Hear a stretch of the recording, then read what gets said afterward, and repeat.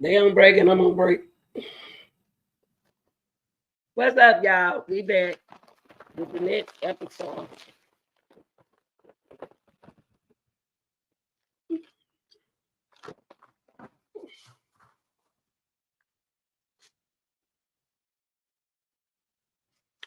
All right, y'all, we back.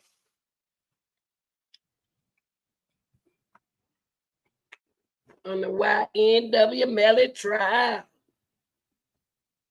Let me let y'all know what's going on. I'm gonna give y'all time to get in. Okay.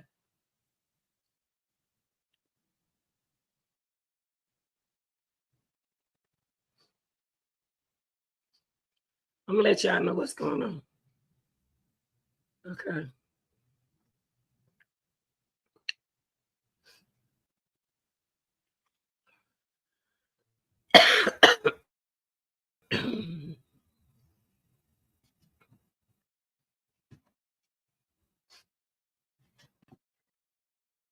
Shell Rotella with advanced synthetic technology protects against engine wear, helping your equipment live longer. That means you'll be harvesting those amber waves of grain for years to come. Amber waves. They'll be back in a minute. We're gonna get with our second half. I guess I'm glad I took a break with them. I really got me some suppressant cough medicine.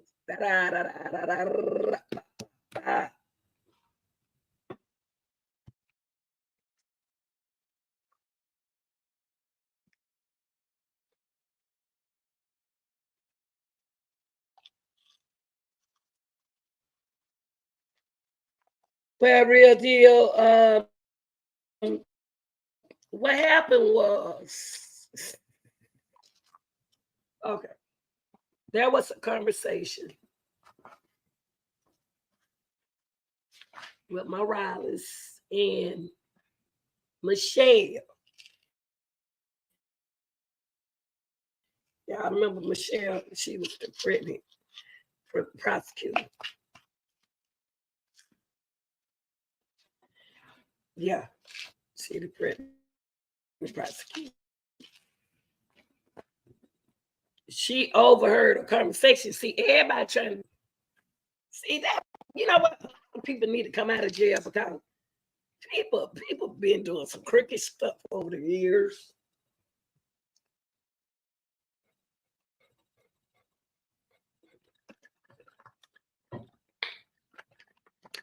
Take my meds. And people been what's going on is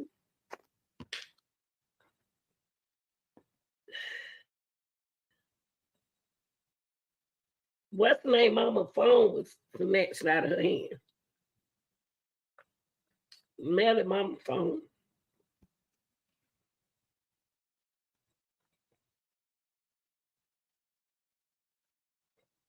Yeah.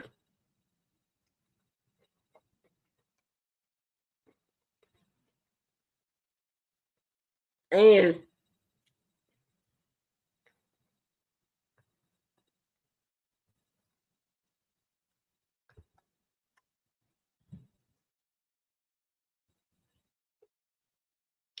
so my riders and one of the prosecutors, Michelle, had a conversation.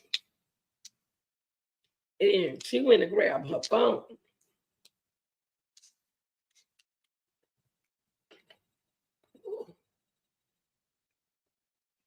Let me take this right quick. Before they come home.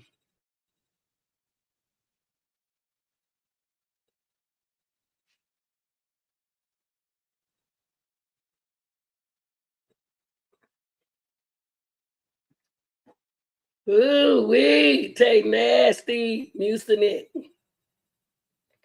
Ugh.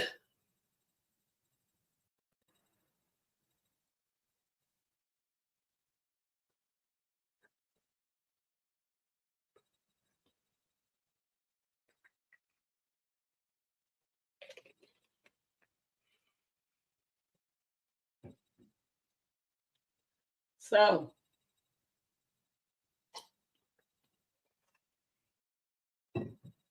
You can't record nothing when you talk of business. And when she pulled her phone out, he told her, don't you pull that phone out and record nothing. Don't pull that phone out. Move, Cam.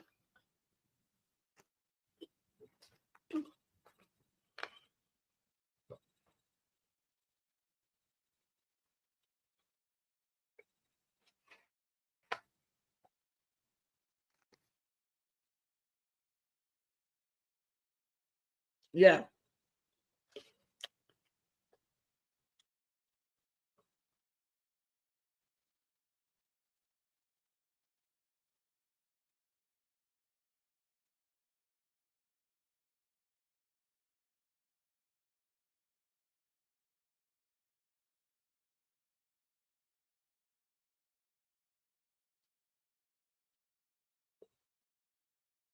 And that what happened. And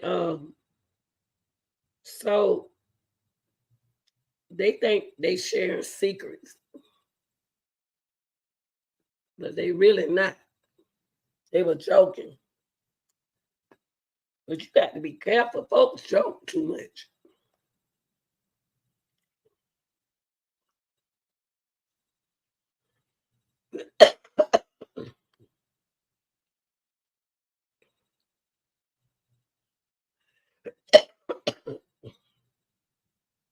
Wait, let me make sure I got it on, y'all. I gotta make sure I got it on. You supposed to be back. Okay.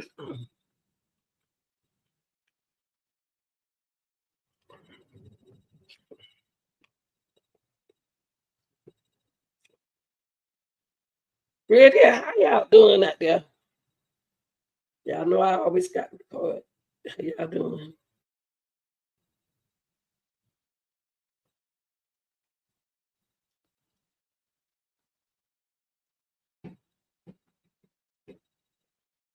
I'm about to fire Big Dog. He ain't been to work.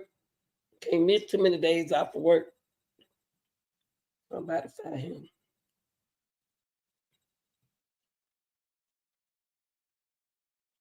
He just won't do right.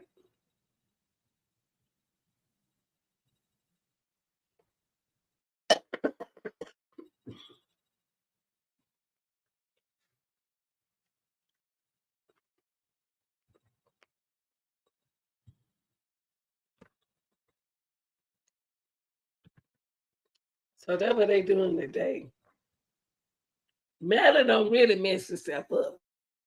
Yeah.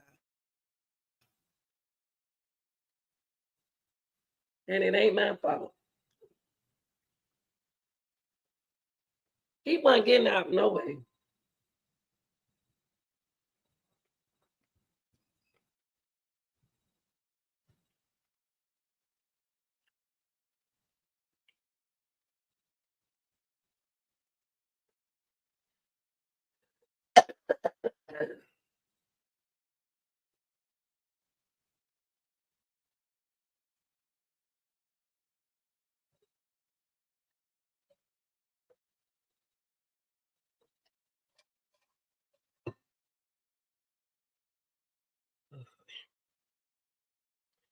Y'all, they on break and I'm on break.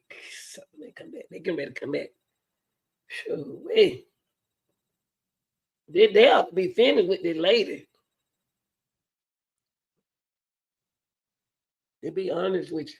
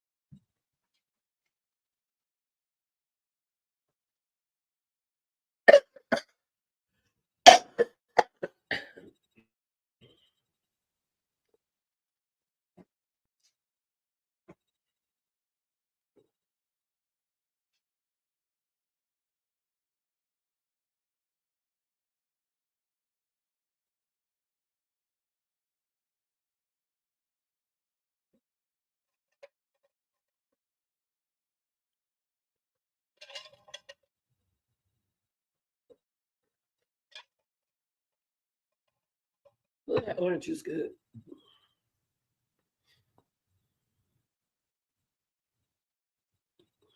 See what they doing now, y'all, is people trying to do stuff unnecessary in his trial to try to cover up stuff.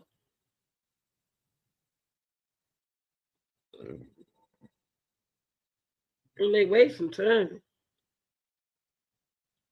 I think a lot of people who locked up is locked up in jail for nothing.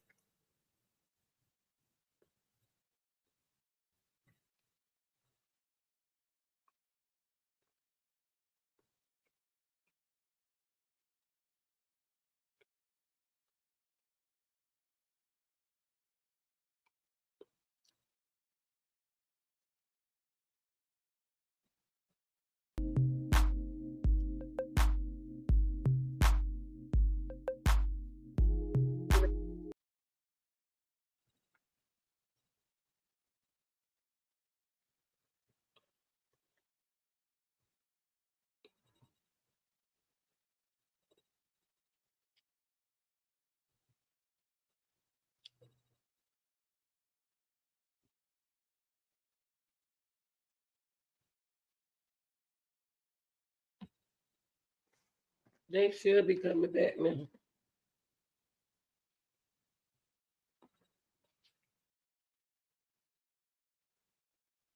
I want to thank y'all for joining me.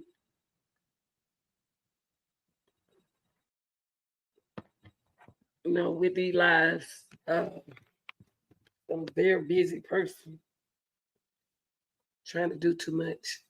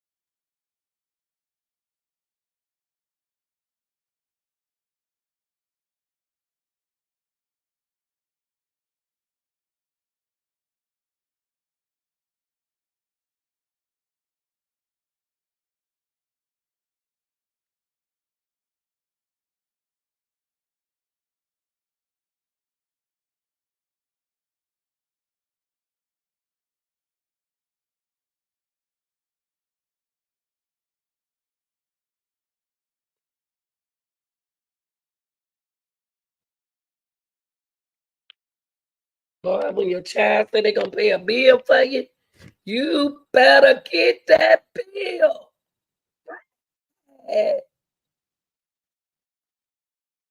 Especially when your son say he gonna pay a bill for you. Oh, better get that bill out and send it to him on time.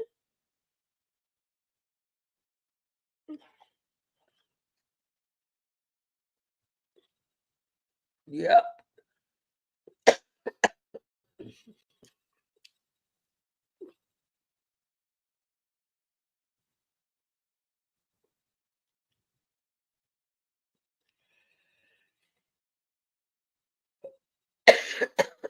Come on, cameraman.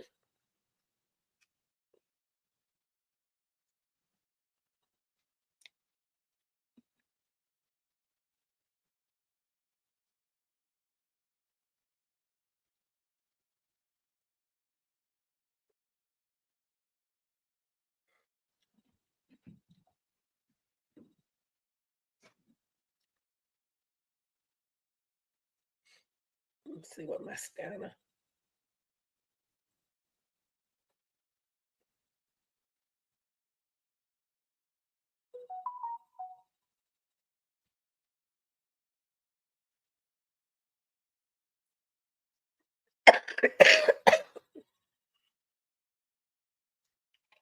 I made some orange juice.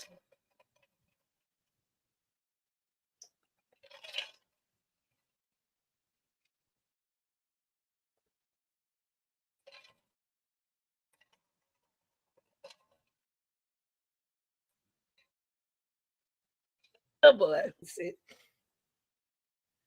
people getting lazy. Come on, cameraman.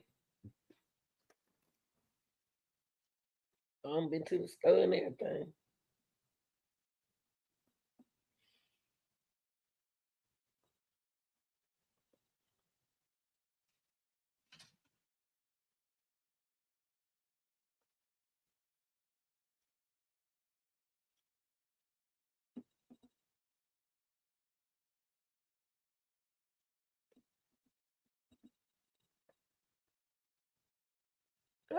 Let me compliment.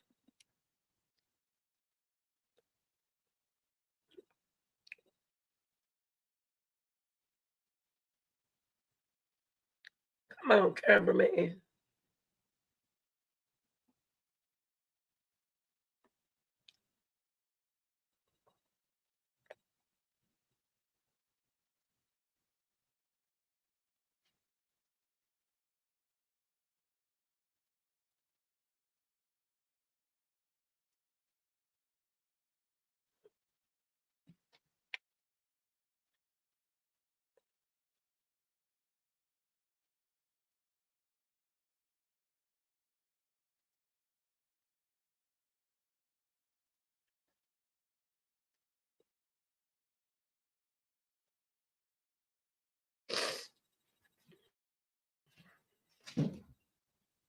Stop me.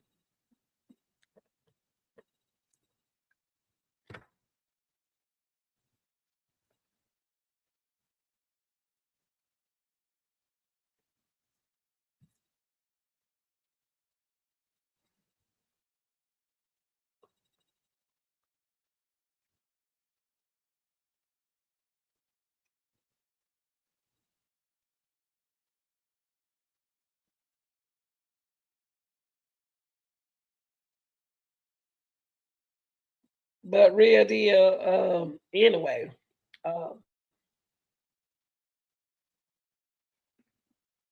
they've been doing too much. Melly got them going crazy. That's what it is.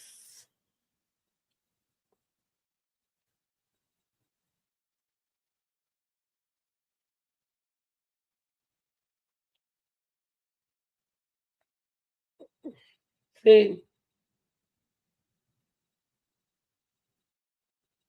but y'all got to understand this.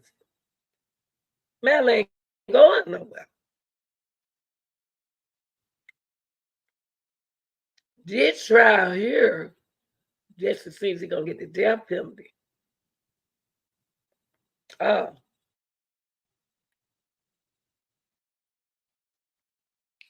Possibility that parole. And another thing I got to remember, there are circumstantial. Indicated was in the BSO deputy's report. The only thing that mentioned any conversation between the two of them was in the BSO deputy's report. Now, did you ever reach out to Deputy Gore? I did not. He actually approached me for the first time last week. Okay. And what did he tell you? That the recollection and whatever he said at that time, that there was no request for anyone to lie or anything to that nature. But, okay, let's go back to it. So, Detective McGregor, you know that Ms. Boutros is never going to work with Detective McGregor again and call him slimy and untrustworthy. Correct. Sustain. Rephrase your question. When you find that out, you talk to Detective McGregor, correct? You just focus. I asked him to write a report. I did not speak anything about what Ms. Boutros said to me or anything of that nature. Okay. What's the next thing you do on this as far as his statement? In terms of after his report is issued? Well, as far as the incident that occurred in which Ms. Boutros is claiming that he was soliciting Deputy Gore to lie, what's the next thing that you do after, I guess it's 5 days later, 7 days later after this occurs? You talk to Moretti, what happens next? After I got his report and made no indication about any request to lie or to have BSO say that they were there when they were not, I at some point reviewed parts of this statement. I had requested copies of, and from the Sheriff's Office to preserve any and all surveillance that existed to see on timeframes as to anything that had happened. Did you talk to Ms. Boutros about it? No, the only conversation I had with her was on October 17th when she called me. She does not come into the office on a regular basis. It's my understanding she works remotely. Okay. So you never questioned Detective Moretti as far as what he actually said on that statement, or did you question him at some later date of that? At some later date, I couldn't tell you exactly when. Can you give us a rough estimate? I could not. Was it before or after the last trial? Before. And do you know who was around when the internal affairs investigation was over? Was it before that? It was before that. Did you have any input in the internal affairs investigation? None at all. In fact, I only became aware of it when Mr. Edelstein told me that it was ongoing. You didn't talk to the AI sergeant? IA sergeant, perhaps you mean? Whatever. So once I became aware that there was an investigation, I contacted the Miramar Police Department to find out the status of the complaint, because my understanding it was never elevated to an actual investigation because they found it without merit. And I said, I have a copy of the surveillance footage from that. If there's anything that you need and I can provide, I'd be happy to do so. Now, you did say that you spoke to Detective Moretti prior to the IA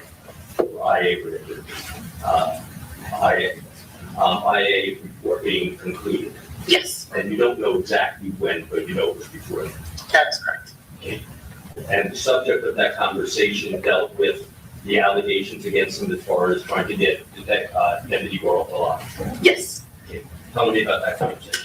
The best record of what was said is what was filed in the, I believe, August 23rd, September 23rd, Brady notice, in which is the first one that I filed that I drafted on with regards to what was said.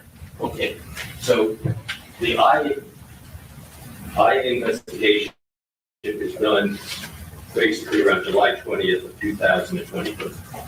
I don't know what the dates on that one, my apologies. I was not expecting to testify today, so I didn't review.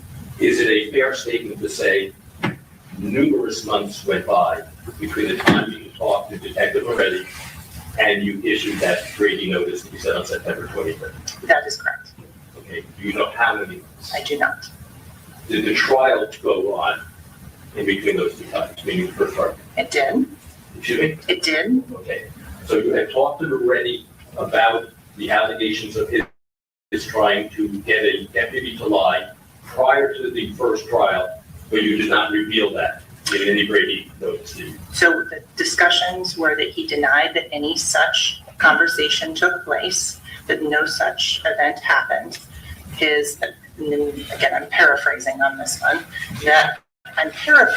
but he stated that the deputy showed up, he didn't even know who it was, and the deputy was lost. So there was about 5 or 6 minutes in between when the sergeant had left before the deputy showed up. At that point, when the deputy showed up, Detective Moretti asked him something to the effect of, were you outside when this all happened? Detective Were you outside, is what you said? Yes, when this all happened. Detective Gorell replied something to the effect of, I can be if you needed me to. Basically, Detective Gorell, if you reviewed the surveillance footage, went to the wrong conference room and was on his phone wandering about the 7th floor trying to find it. Okay. That was all well and good, but my question really is, you had a discussion with him that he was being accused of trying to get an officer to lie, and this was months before the first trial.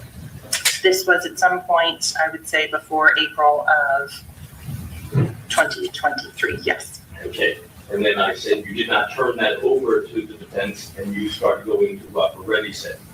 But you also had, didn't you, a statement by a fellow prosecutor who'd been prosecuting for 20 years plus that said Moretti did say these things. Leading, testifying, and all these arguments. In the area that's close to. Thank you. Counsel, I don't want you arguing with the witness. You're giving a recitation of facts and demanding in some way she agrees with it. I don't mind you asking questions about it, but I don't want you to be arguing with it, all right? Restate it. When you spoke to Detective Moretti, and we were talking about the conversation that you actually finally had with him prior to the first trial, Yes, did you let him know that there were allegations made by Ms. Boutros and what they were?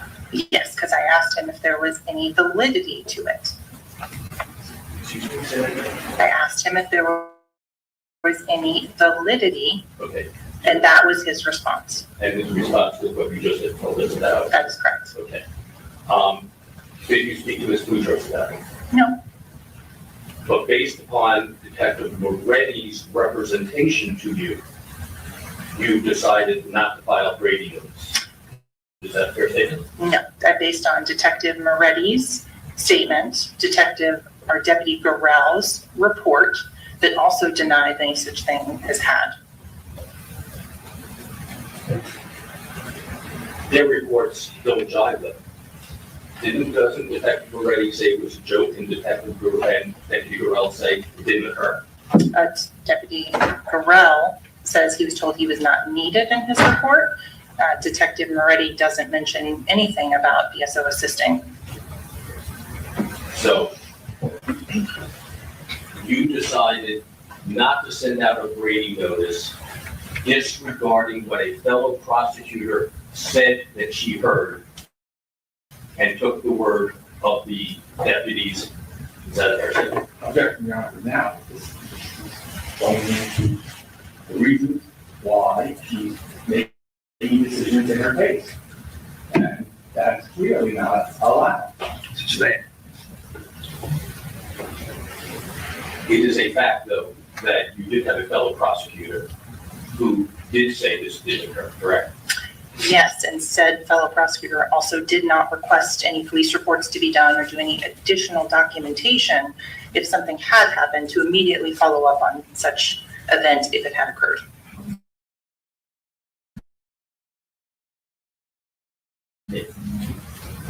Did there come a time when you did Brady notice? The first Brady notice that was filed in this case, I believe, was in February of 2023 with regards to Miss King being under investigation. Okay, and then let's get to the Brady notices that really deal with this issue here. There was one that you issued on the 23rd of September, correct? I'd have to look at it to know exactly which one you're speaking about. I'm going to show you what we put into evidence as defense exhibit 1. Thank you, sir. Yes, Okay, you recognize that? I do. What is it? This is the Brady notice that I drafted that is an accurate statement of what happened. Okay. Why was this sent out in September of 2023? What's the objection? Okay, now, again, he's going into, for any of the work project, and asking for why she did what she did related to the case. Thank you, sustained. You sent this out in September of 2023. In fact, September 23rd of 2023, correct? That's correct. Okay. Was there more that you learned about this incident between the time you spoke to Detective Moretti and September 23rd? Could you clarify what you mean by When that? you spoke to Detective Moretti, we don't know when, but we know this before the first trial. Yes, And he told you that it was a joke, and then you looked at Varela's report, the whole thing like that. And then it's in September 23rd of 2023, you filed this Brady notice. yes. So I'm asking you, what transpired between the time you talked to Moretti and the time you filed this Brady notice? I reviewed the contents of the statement again on that. That was the most recent thing I did before filing that particular Brady notice. So the contents of whose statement? Ms. King's statement with regards to the witness tampering. Okay, but there was nothing about the lying incident in there. No, there was not. So how did that change as far as your filing Brady in September, as opposed to what you knew back when you talked to Moretti, whether it was January, February, whatever, of 2023? In terms of what I had learned from conversations with other people in the office, is that what you're asking? I'm asking you, what changed that you talked to Moretti in, let's just say, the spring of 2023? You talked to him then, you learned his side of it, you checked on Varela's report, and then no Brady is filed. And I'm asking you, what changed until September 23rd, 2023? I was not Changed. a party to any of the meetings or anything that Ms. Boutros had, so I couldn't tell you on that. As far as you're concerned, what changed? In terms of filing, You don't give the Brady notice before the first trial. You give one now in September 23rd. What changed in that period of time?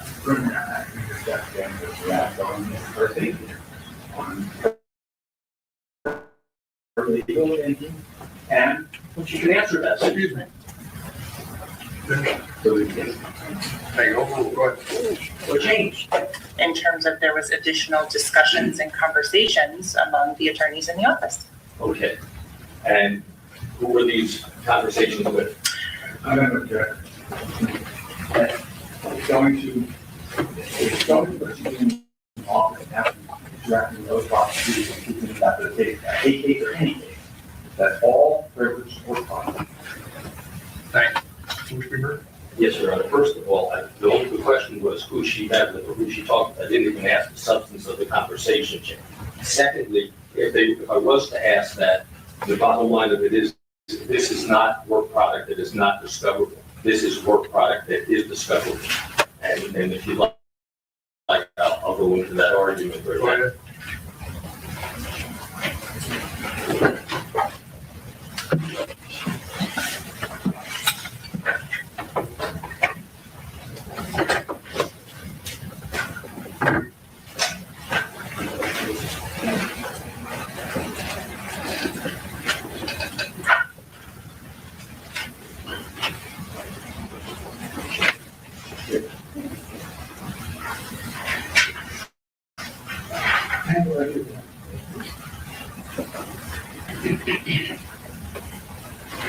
Your Honor, first of all, I'll cite to the court the case of State versus Raven, It's 495 Southern 2nd, 257, 1986. Sorry, one more time, 495 Southern Second. 495 Southern 2nd, 257, 1986. It's a third DCA case. I'm going to be honest with the court and tell the court there's very little law as far as what's in the directness here on fact versus opinion, type of evidence and whatnot. So I'm not going to tell the court there's a stream of case law. I'm going to just explain what it is. Do you have a copy of that case? I'm sure we have others floating around here, so let me give you the. I got a copy for you. Thank you. You have that site, Council? We have the case on. The one I have just has some highlights underneath it, underlined. Any objection to that? No. And as you see on page 4 of what you were given, work product can be divided into two categories. Fact work product, factual information which pertains to the client's case and is prepared or gathered in connection therewith.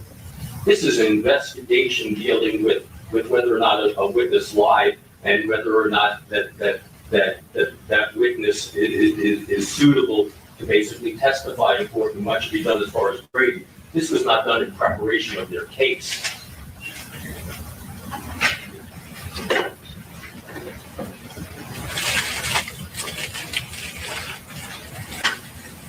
Thank you. Yes, sir? Wait, I'm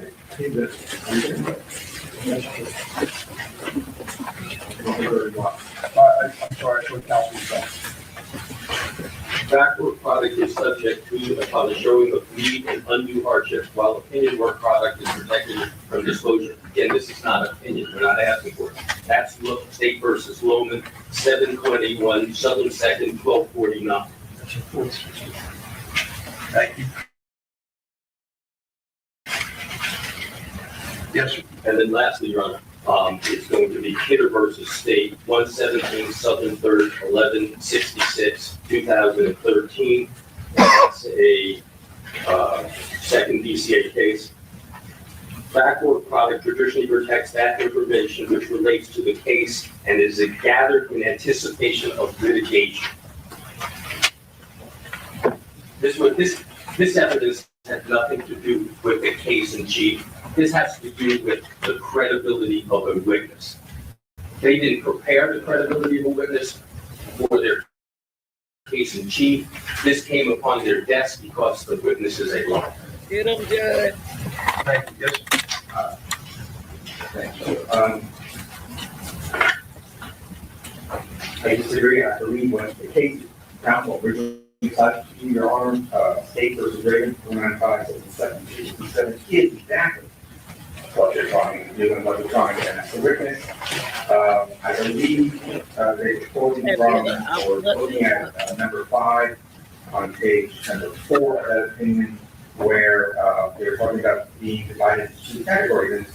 It says it is tearing down the connection therewith and opinion work product, i.e. the attorney's mental impressions, conclusions, opinions, and theories concerning his client's case.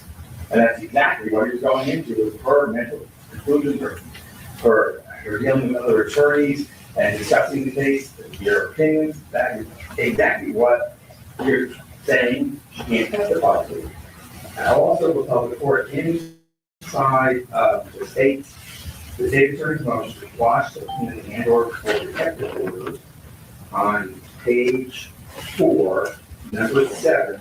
There's a quote, Ian versus Imano, June 9/4, 7/2, 639, page 640. The prosecutor must necessarily perform investigatory functions incident to the primary duty to prosecute in all cases. It is unnecessarily burdensome to subject them summarily to discovery by oral deposition on the ground that they acted in investigatory as opposed to a prosecutorial capacity. The government prosecutors with this type of discovery of their investigation would require disclosure of the work product and seriously impede criminal prosecution. is there anything else? Anything else? Rather, this was not an investigation. Ms. Bradley was not in charge of investigating this. This is information that came up during a statement given, and with that information, the state attorney's office, from top to bottom, looked into whether or not it was Brady material and whether it should be given. This is not in preparation of your case. This is a function of the state attorney's office, making sure that they don't present perjured testimony. It's not for their case. All done? Excuse me? Are you all done, sir? Yes. Thank you. Objection notice sustained. Next question.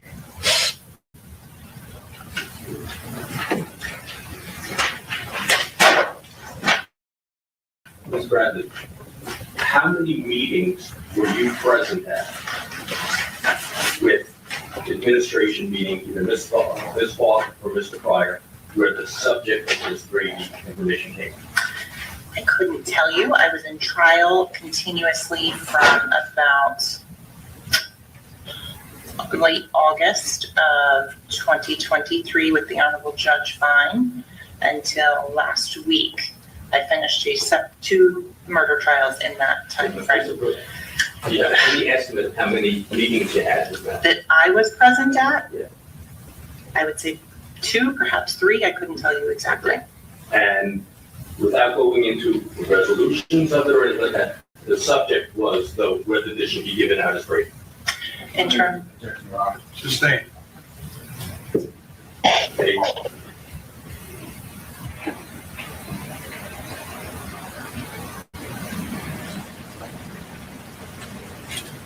Let's look at that first Brady notice. that's okay. I like prosecutor.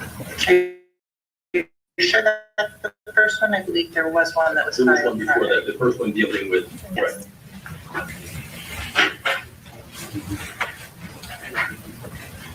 Like after that, Reno County. okay, in this notice here, it says, according to information from Ms. Mason, ASA Boutros, Deputy Gorwell, nor any other BSO deputy was present in the conference room when this case statement was taking place, when the search warrant was executed and the phone was seized by Detective Moret. Yes. Did you find that to be true or not? Yes, that's a true statement. Okay. The undersigned spoke with Detective Moretti in regards to this incident, and Detective Moretti said he asked Deputy Gorell if Deputy Gorell was there when the phone was seized. Deputy Gorell responded something to the effect, I can be if you need to be. If you needed me to be. Yes. Okay. Is that stated in Deputy Gorell's report? Deputy Gorell's report says something to the effect I was told I was not needed and left. Okay. So you do have a conflict then. Gorell's report said the only thing was he was told he was not needed, and here you have a statement by Moretti attributing it to Deputy Gorell. Yes, there is a conflict. Did you talk to Deputy Gorell? Not until last week when he approached me in court. They don't know what to say. Now, you sent this out on the 23rd, Yes, sir. and that was after you had received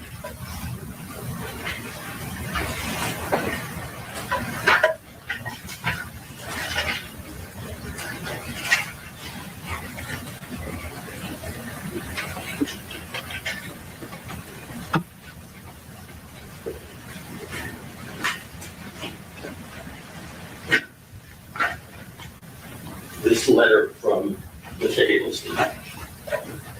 We shall use the mark as defense exhibit I. Yes, this was received, I think, Friday evening. Yes. Is that an accurate copy of what you received?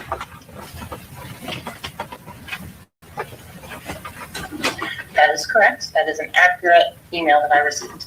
I'd like to admit this to them. Any objection?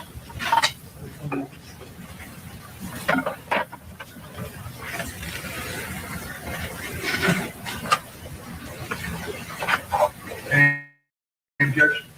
Yes. It's submitted. Now, The clerk, you'll mark. you received this from Mr. Adelstein, and the next day is when you produced the brief. That is correct. Is this a coincidence? In Or was terms there a of, response to this? No, not at all. Actually, that letter was an incorrect. What Mr. Adelstein said in accusing me of having a copy of the internal affairs report was not true. I personally was not in possession of the internal affairs report.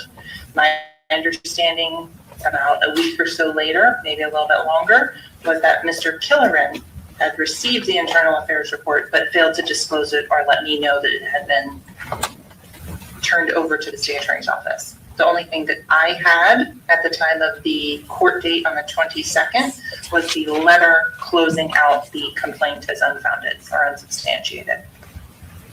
Okay, now, on the 26th, what has already been put into evidence as defense exhibit 2, this was sent out by Mr. Killeran. Yes, Have you seen this? I saw it after it was filed. I did not review it prior to it being filed. Okay. This was your case, not Mr. Killeran's. Correct. Why would Mr. Killeran be sending this out? You'd have to ask him. I couldn't tell you as to what he did or didn't do. We did not authorize. Did not. Do you disagree with what's contained in it? I do. I do not think it is an accurate statement of how I relayed the information. So let me read the operable part and you can tell us what you disagree. Would you be so kind as to bring it up here? Because I do much better when I can read along. It's not easy to do. Thank you. Right there. Yes. I'll tell you what. Why don't you? Okay.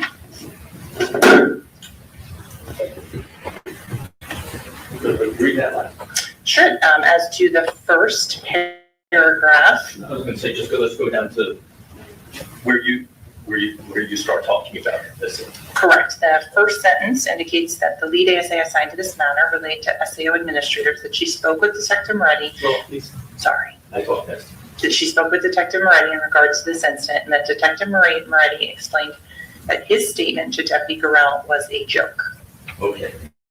So is that true that Detective already said to you that when he said it was a joke? No, what was intended to be conveyed was that Deputy Gorell, his response was flippant in nature. That was the joking aspect of it. Okay, so if somebody from your office sends out a Brady notice in this case, not authorized but authorized by you, correct? That is correct. And in that Brady notice that I just showed you, you're saying that there are incorrect statements of fact. That is correct. And the incorrect statement is that you were not told by Moretti that he was joking. That is correct. The indication has always been, and if it was inartfully conveyed at some point, the indication has always been that Deputy Gorell responded in a very flippant manner when asked about showing up. Flippant manner to whom? To Detective Moretti. Does he say that in his court report, Gorell? I don't believe so. Okay. So the flippant manner came from Moretti and Man. COURTTV provides powerful allergy relief. Plus, it won't make you drowsy like Zyrtec can. I did not say that Moretti said that he had made a joke in any way, shape, or form. so you've never made the statement that Moretti said he was joking. My statement was, at all times, and if it was ever not clear or misinterpreted by whoever was listening to it, was that Deputy Gorell made the statement that was of a flippant nature. Okay. So again, my statement that you never said that Moretti said it was a joke, that is a true statement. You've never said that. Well, you can answer the question. That is correct. Then on the 28th, you filed another Brady motion. To notice, and that's that's defense exhibit. Oh, I can't read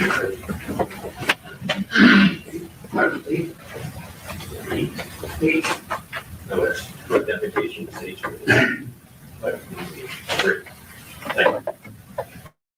me show you defense 3. Sure.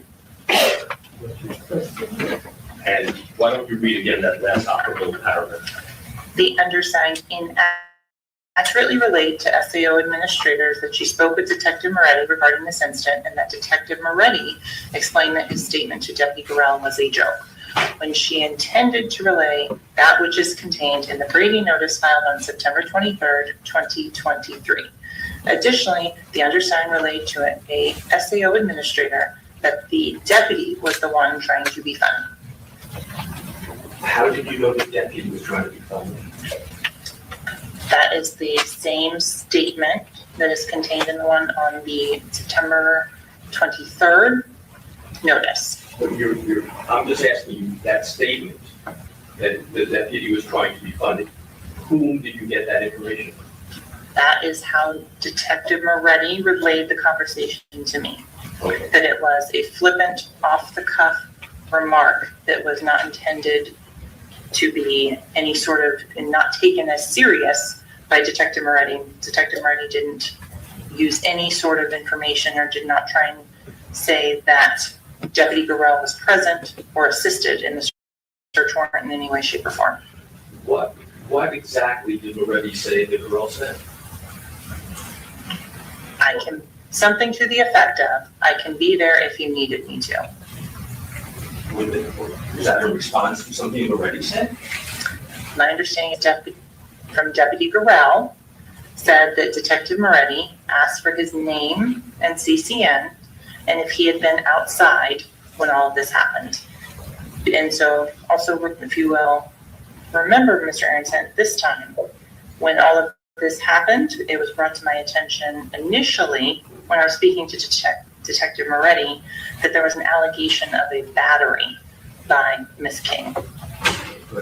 What I'm getting to right now is, if I have it correct, Moretti says that Gorell made that statement. And I was asking, what would Moretti have said, or did he tell you anything that prompted Gorell to say, I could be here if you want me to, or I could say I was here if you wanted to, whatever the exact words are. What did Moretti tell you he said that prompted that? Detective Moretti, I don't have an exact recollection of anything that he asked or said on that, because my question to him was, what did you say? Did you ask Deputy Gorell or any BSO deputy to say they were there during the warrant? And he responded, do you know that Deputy Gorell said to me, I can be here if you want me to? Yes. Unprompted by this. Deputy Gorell's version was that Detective Moretti asked, were you the one that was outside, or something to that effect? I was not present. Can't tell you exactly what happened. Moretti denies that, though, doesn't he? I haven't talked to him about it since then. So you're not sure whether Moretti disagrees with Gorell. You know that Gorell doesn't agree with the fact that he doesn't put in anything about this, and has never said that in fact he made these statements. And then you have a prosecutor who says it did happen. So that's the information you had in front of you, correct? Not an easy meeting compound. It is not about this, it's sustained. It's more like argument, counsel, respectively, but I think these things are established. Now, let me ask you some other questions. Sure. At the trial, well, first of all, as far as Detective Moretti goes, he is the applicant on almost every search warrant in this case. Quite a number of them, yes. His credibility is an issue Of course. because he's the applicant. Okay. And you never let the defense know about this possible credibility issue before any of those motions would have been argued. Relevance, and also now going into, again, her opinion and counsel, what she didn't take. Hasn't it already been established? I'm asking, hasn't it already been established? Probably right. What did, we know that Detective Moretti had a lot to do with the search warrants. He's on the affidavit to the children, correct? Yes, almost He executed it, correct? a lot of them. At most of them, he received the evidence from whether it was Facebook or whatever social media, he received that evidence. Correct. He was the one that had to ferret out what was relevant, correct? In terms of that would have been something that I would have done as well as the prosecutor on the case. Okay. What else did he testify to? What other subjects? In terms of other subjects, he testified to being present at the collection of evidence, receiving information from the medical examiner's office. He testified for about 3 days, so I couldn't go into every single area off the top of my head. Okay, but his credibility as to all the things he testified to certainly would be an issue, correct? And it was attacked vigorously by prior counsel.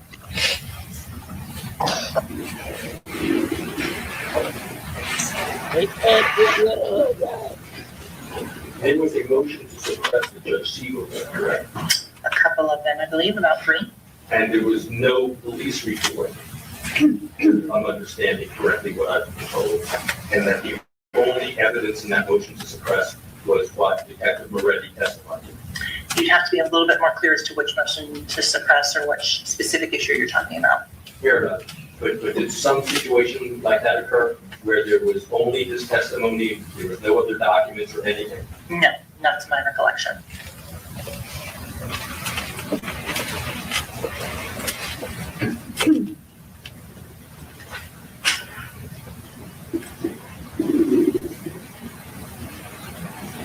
Were you ever told that if you filed the September 28th Brady notice that your license practice would be revoked? No.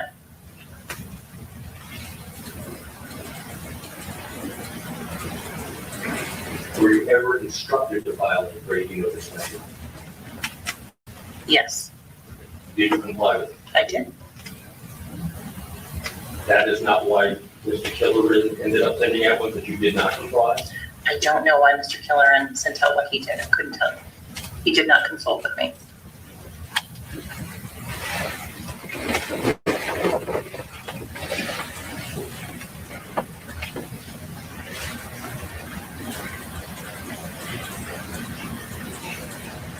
John, do we have 2 minutes? Yes.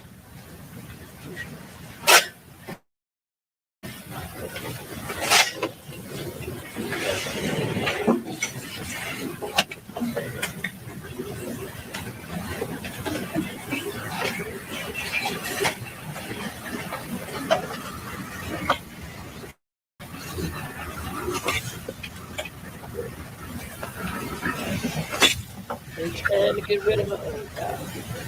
But they need her in this trial. She won the best prosecutor we got. They trying, I guess, to get rid of her.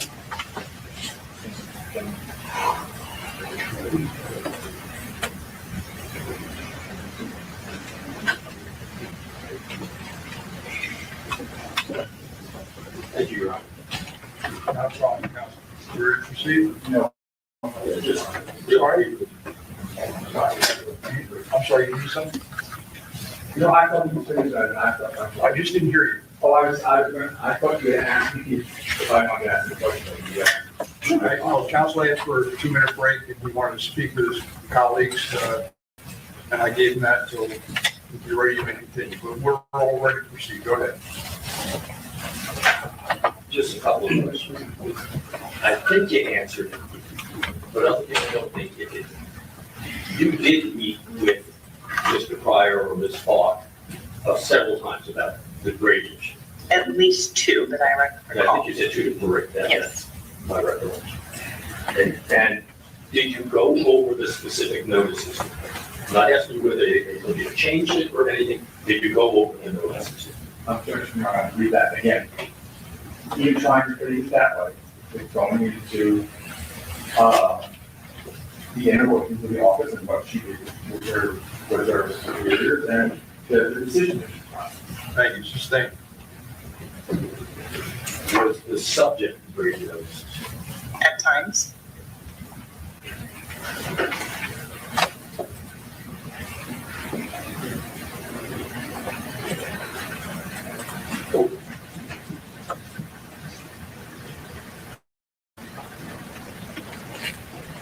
This don't make no sense.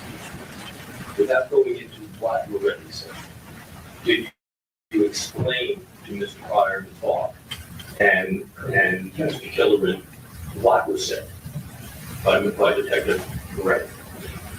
Like I said, I don't want to go into what it was. Did you just explain it?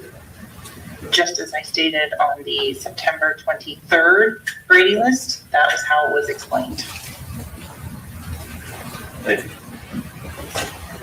Hold on, Councilman. You have any questions? No. Thank you. Make a step down.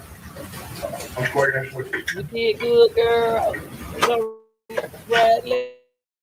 All the same people that are here, Your Honor. All right, so we'll make a short call. Yes, sir. I just wanted to explain some case law that maybe Your Honor isn't familiar with about what work product is and what fact work product is. And the threshold that we must argue to have Your Honor persuade Your Honor that information should be Man, leave that woman and we just alone. haven't gotten there. I know that Your Honor made a ruling, but I'd like to have Your Honor maybe listen to a little legal argument about it. Go ahead. So,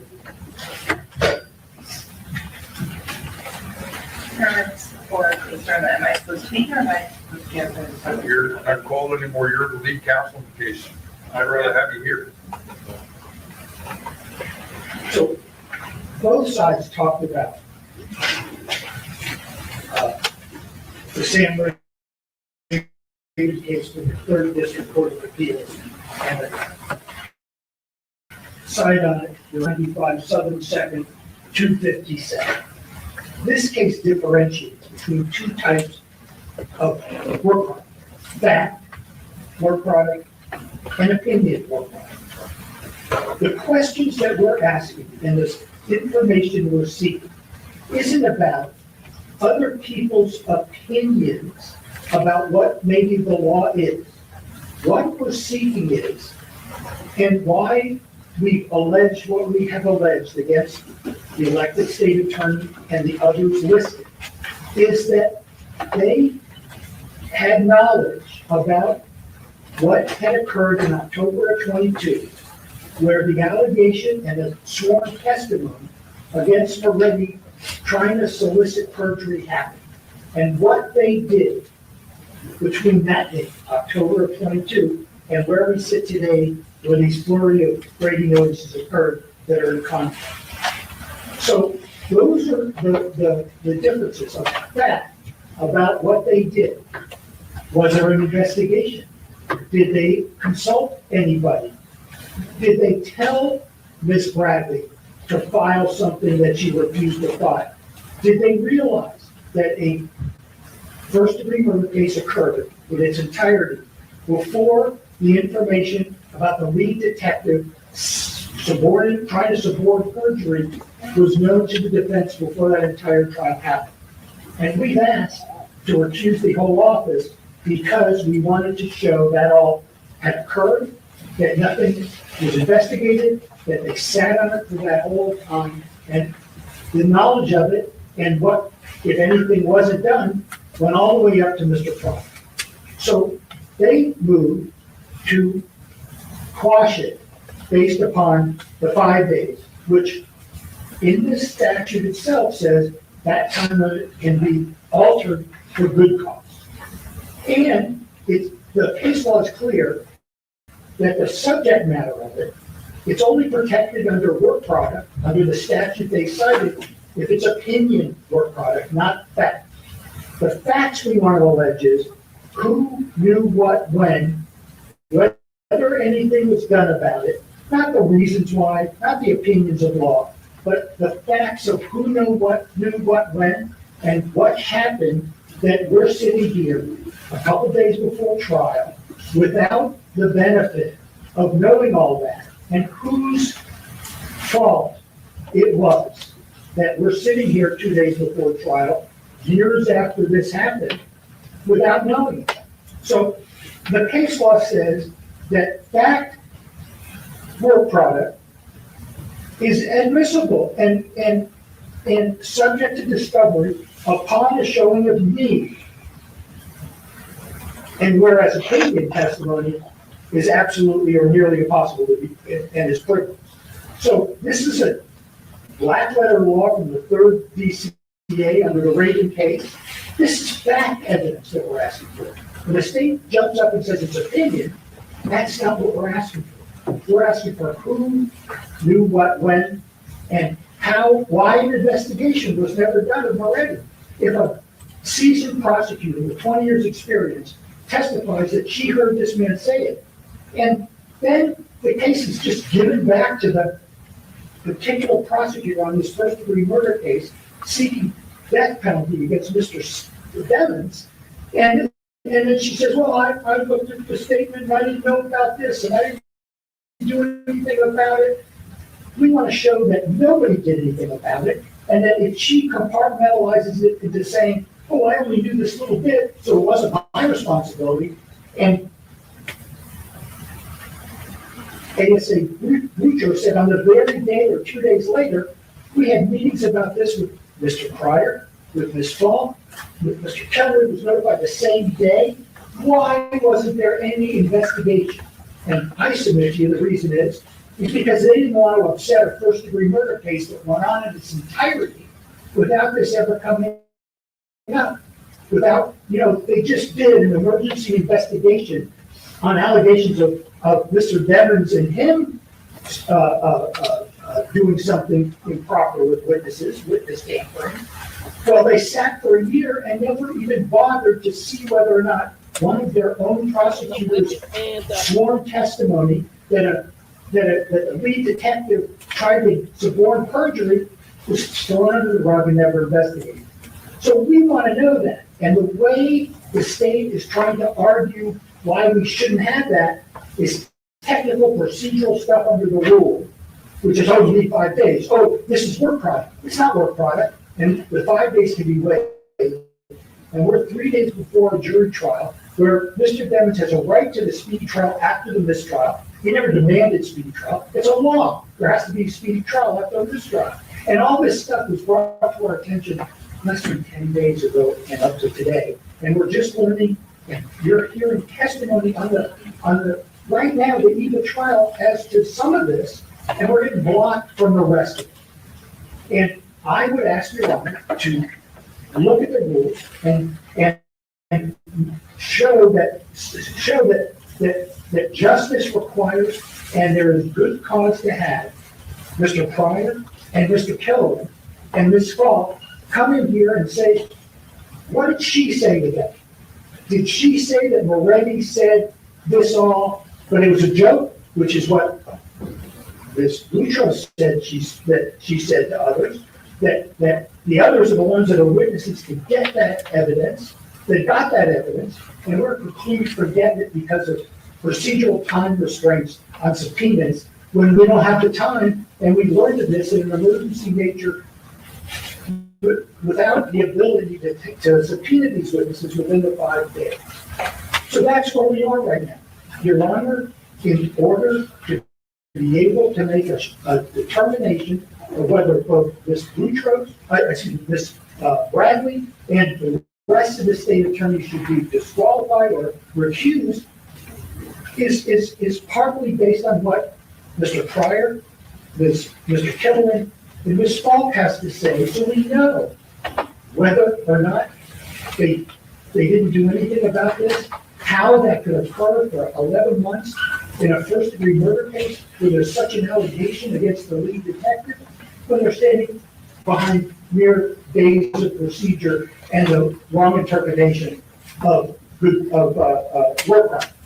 So I've asked Your Honor to look at this again, and in order to ferret out justice, and not in the name of having the state ram a first-degree murder charge with a death penalty through without ferreting out these absolute issues of credibility of the main witness in the case, it's not fair.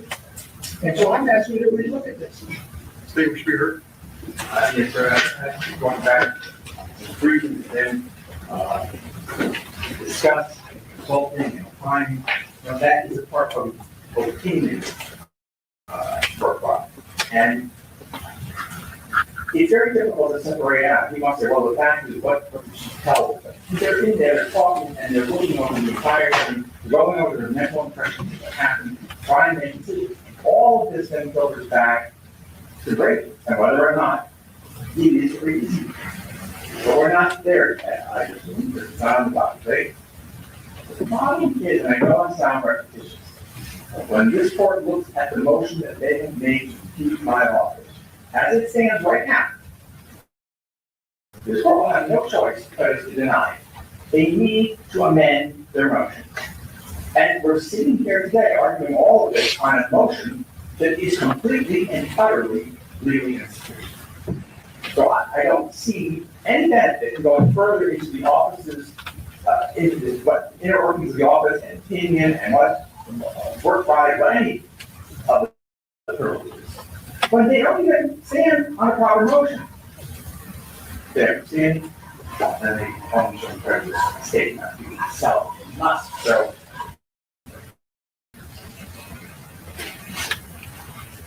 Thank you. Anything else, Council? Thank you. Do you have any other witnesses? Only the ones we can't call. Talking about Mr. Pryor and Ms. Falk and Ms. Kilroy. Thank you.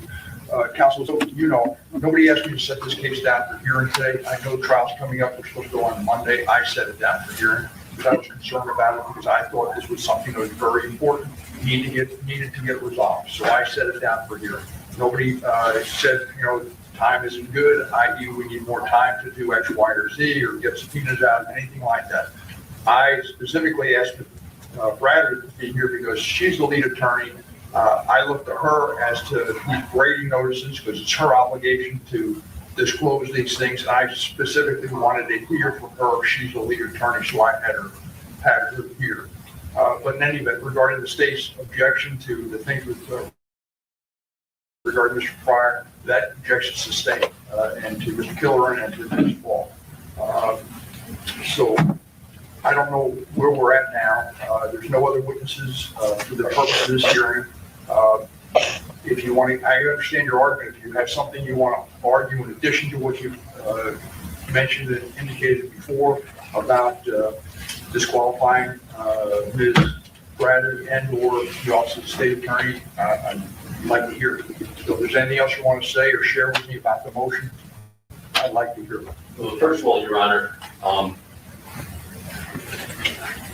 the state filed their motion to quash, and they asked for a hearing as soon as possible. We assumed that we were going to be in front of you yesterday, and if that had occurred because they asked for an immediate hearing on it, we would have then been able to say to you, Your Honor, this is the situation we're in. Can you help us out and allow us to get a subpoena within a day? But that did not occur. It did not occur, and that is my fault, my office's fault. Evidently, there was an email that was sent to my secretary, Ms. Ingrid, and she showed me a response. Did not see that in the email. Didn't show me the email, but didn't bring it to my attention that there was a request there for hearing. I didn't realize that or didn't see it. Wasn't advised of that. My understanding was there was no phone call regarding hearing. But regardless, there is something in the note, and I saw that this morning, yesterday, before I left, and I told Ingrid to put it on in the morning. So that's how that happened. That was my office, my fault, nobody else's fault. They did request a hearing. It was in an email. I assume you got it, but I didn't see it. So, Your Honor, with that in mind, our position has to be that you said that we filed the motion, you set the hearing. The amount of time that you gave us for the hearing, as far as when it was set, was within that 5-day period that the rules require us to give notice. Therefore, technically, we could never comply with that rule and be able to get notice. Also, at that same time, contemporaneously, we received notice from the state as to depositions that they will not confer with us as far as depositions, and that we have to subpoena them for everything. So there was a breakdown in us basically being able to call up the state and say, hey, can we get this done? Can we do that too? The communications haven't been the greatest. But the bottom line of it is that we expected to be in court on Thursday. And at that time, we would say, Your Honor, we need your help. But we didn't have a hearing yesterday on it. But regardless of it, we still need the court's help. And what the court seems to be saying is, well, I'm not going to help you, and you can't call these witnesses, so go ahead and argue. We didn't do anything to put us in this position, Your Honor. The court set the hearing within 2 days.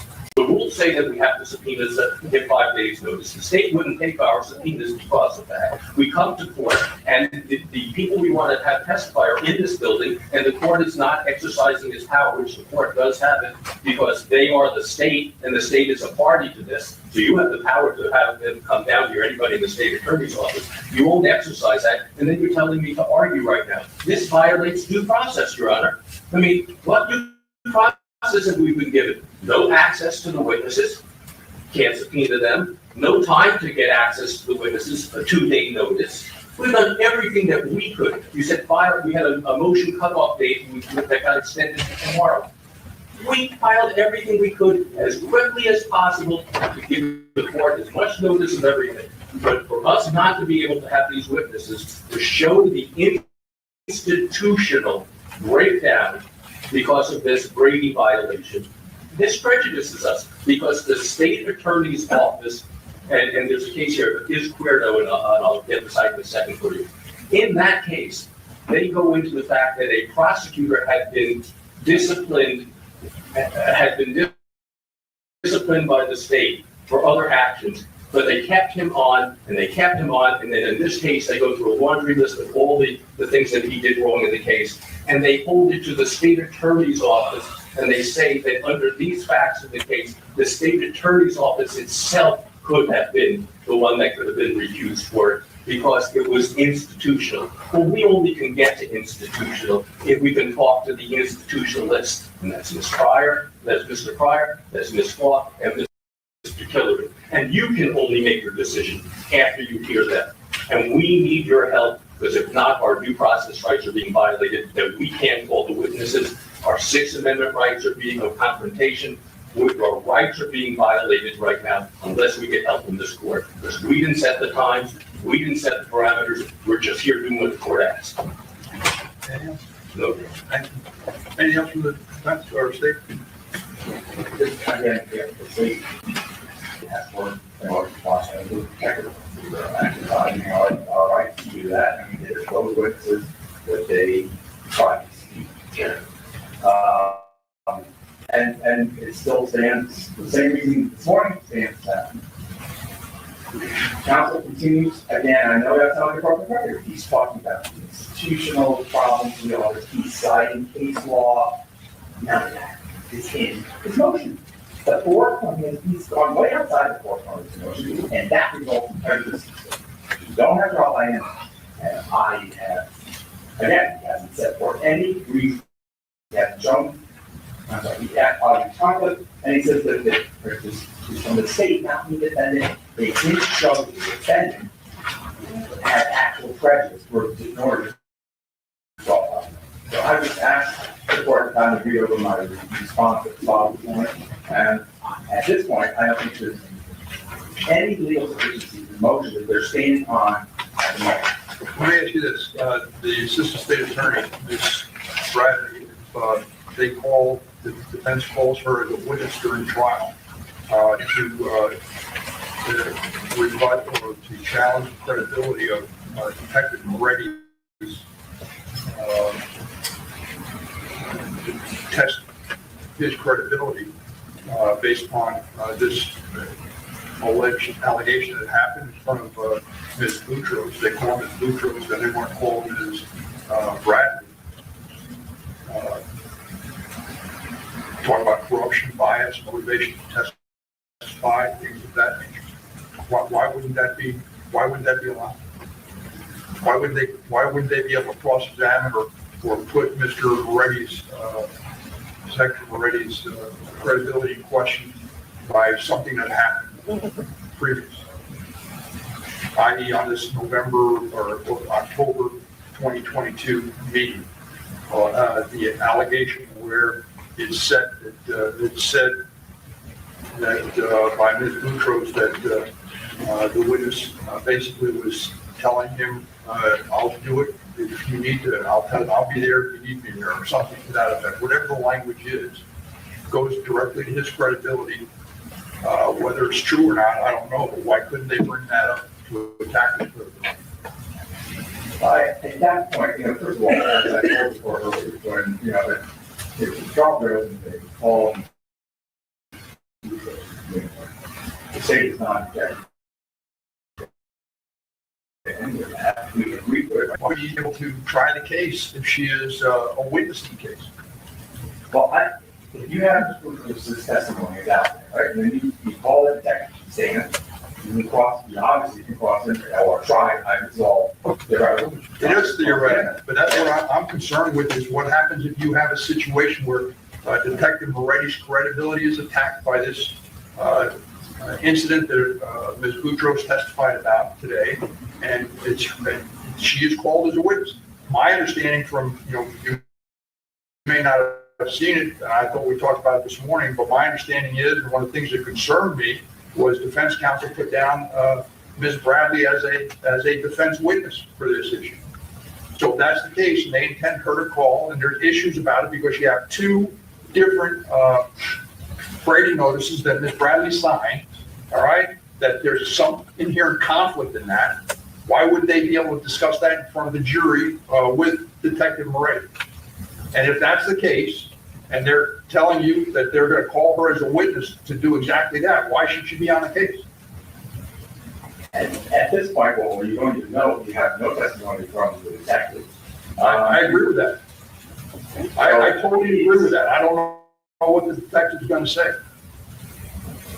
I just wanted to completely expect that would happen, and I don't know if that is going to, if they, listen, that could happen in any case they could call a prosecutor to stand. They wanted to try to do it in court, and it didn't, at the end, they decided not to. But it is, the case law says that you can call prosecutors to stand, not necessarily. You can call them to stand, and it doesn't provide refusal. So, I think at this point, there's not enough information to give you a solid answer on that, but certainly the case law says, well, you can call a prosecutor to stand, or more than one prosecutor to stand. That doesn't result in automatic disqualification. We have bar rules that basically says attorneys can't be both advocates and witnesses. There are bar rules, and if the better practice is for somebody to be reassigned and get out of the case if they're going to be a witness in the case. That's nothing new. It's been around for years. And we have something where, in this case, defense counsel has listed Ms. Bradley as a witness. And whether or not she's ever going to testify in the case, I don't know. But, they've listed her as a witness. And there's an issue regarding multiple Brady notices that went out. So if she is called as a witness, how is she going to argue, for someone's credibility and basically to dispute or say that whatever Ms. Boutros said that Ms. Boutros is called is not credible, and Mr. Moretti is, Detective Moretti is credible, or something along those lines. I just see that as being an issue. I don't know how to resolve it. Well, at this point, I respond to it is collateral or extrinsic evidence, those questions of disability. How's that collateral? It goes to his credibility, Detective Moretti's credibility. It's extrinsic. You're looking to determine whether or not it's admissible. A lot of times under the rules, there's only certain things you can cross-examine each other. There's other things you can't. And in this particular case, there's no, right now, there's no crime. So whether or not those things are going to be admissible or allowed is one thing. We haven't even gotten to the point of is there Brady? We didn't get to that point.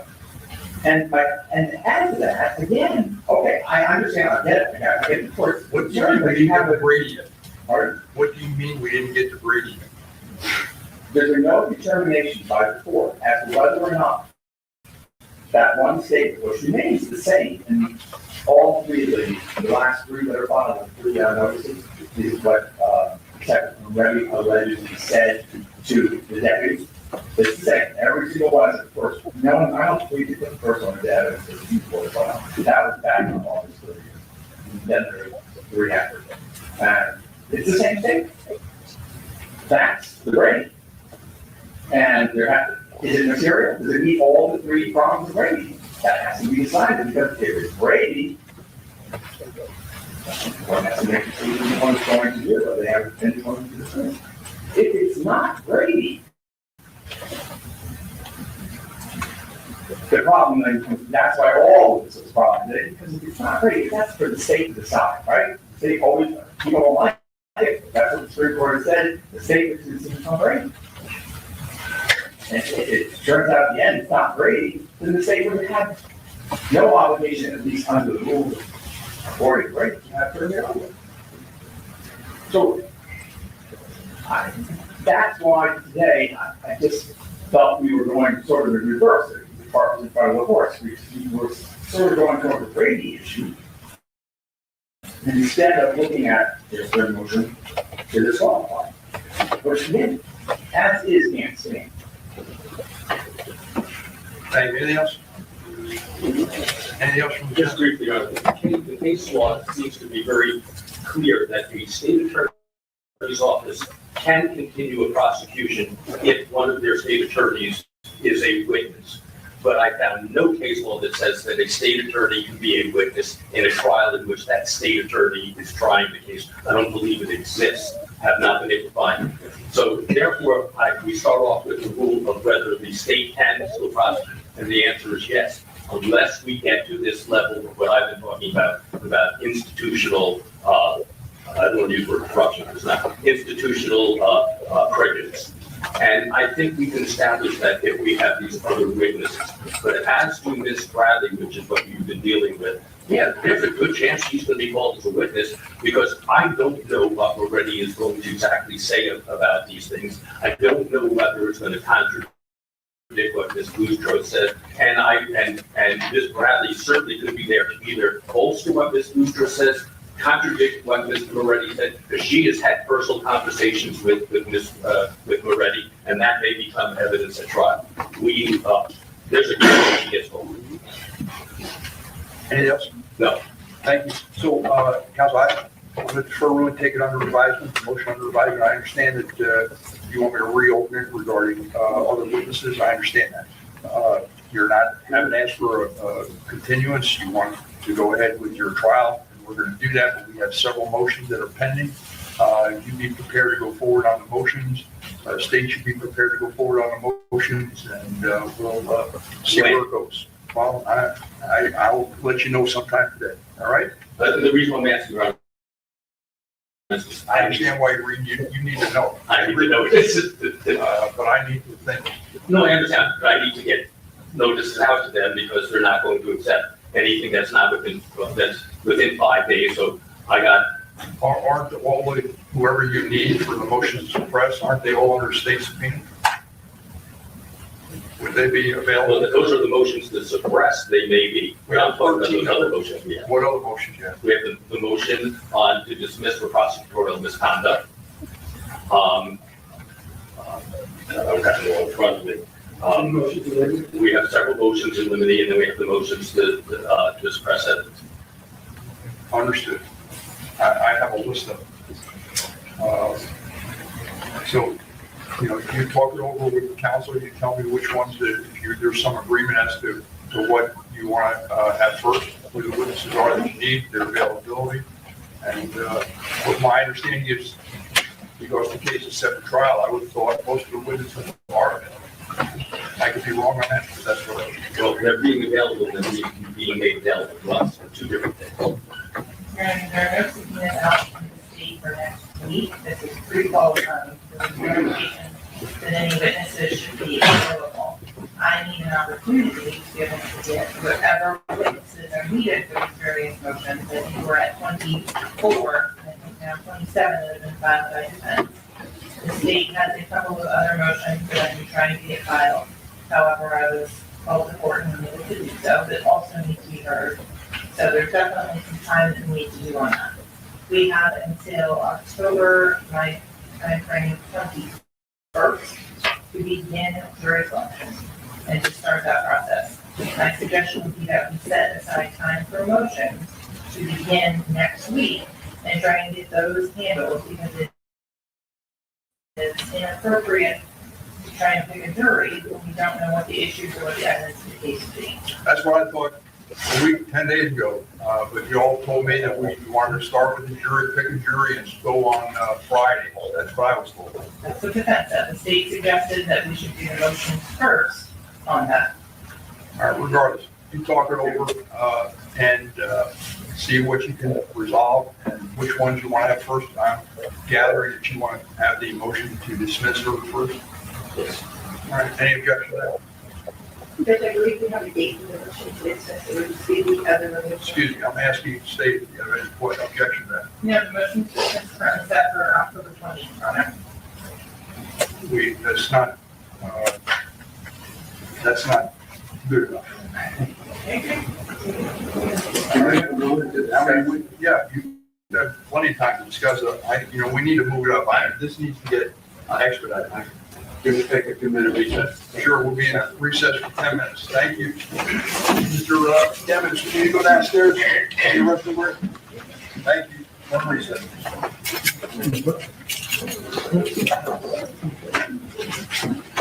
A 10-minute recess. Yeah.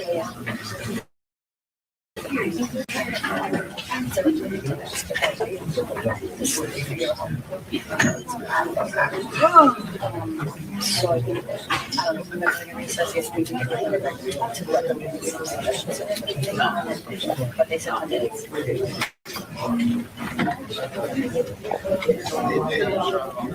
Hey, how are you?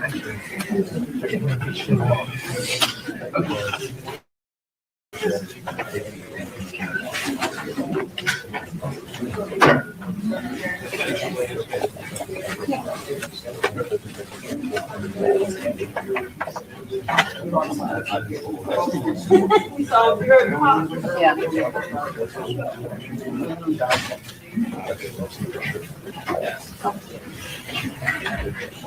Oh, I heard it.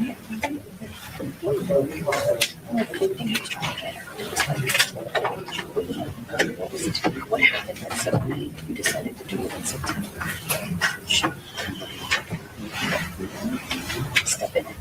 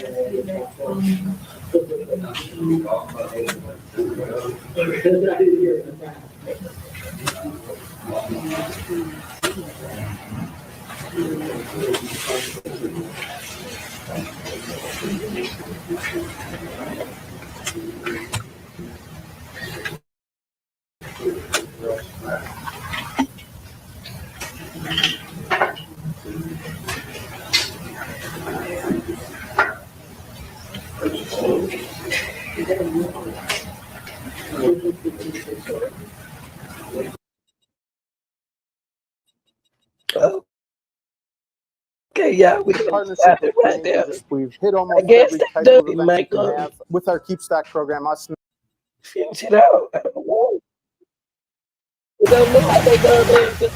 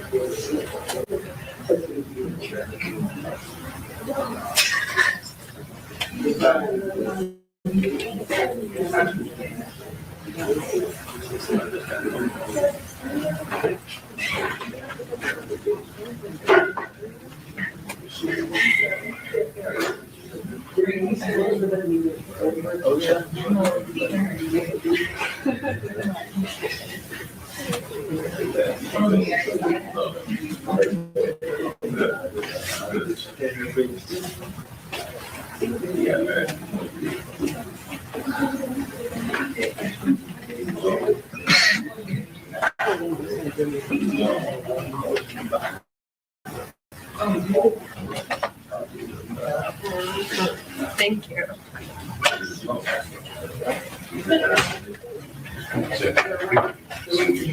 I would say whether I agree or not. We never agree.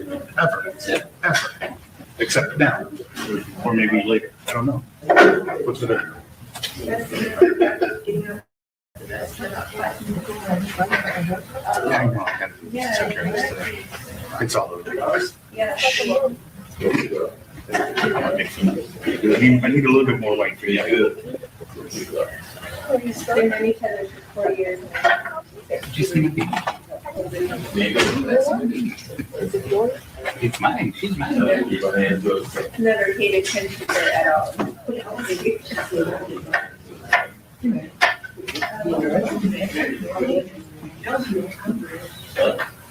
I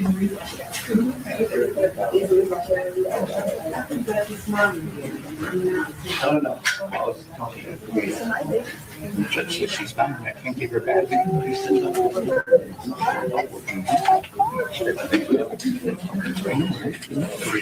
Because she's Asian. Yes.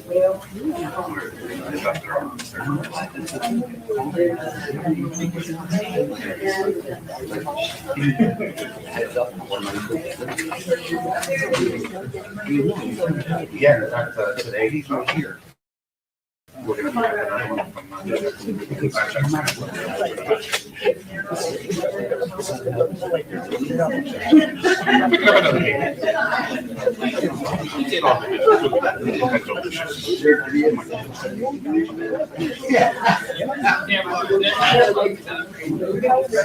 Oh, I'm sorry.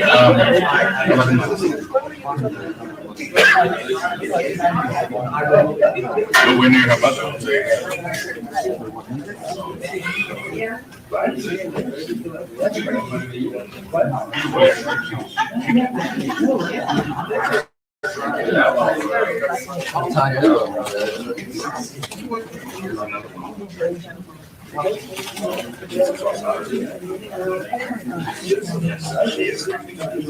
She's not walking. She's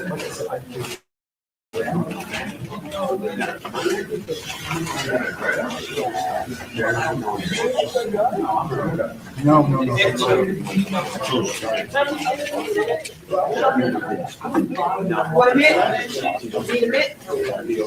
no, that is.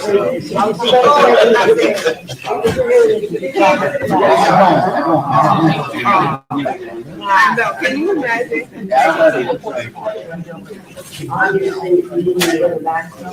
Yeah.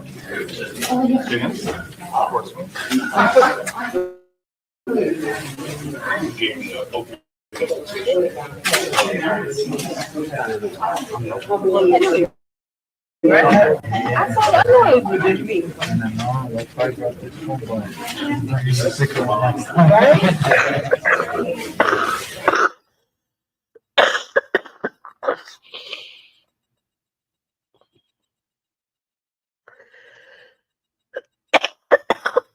Oh, guess they doing it, yeah.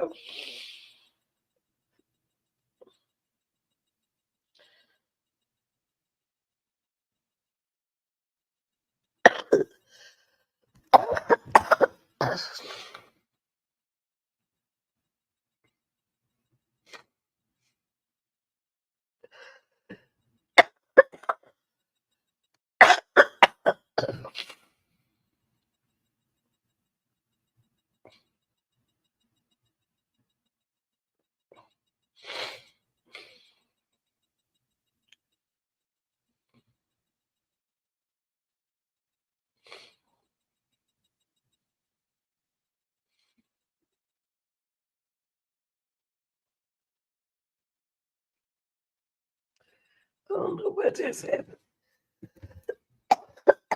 I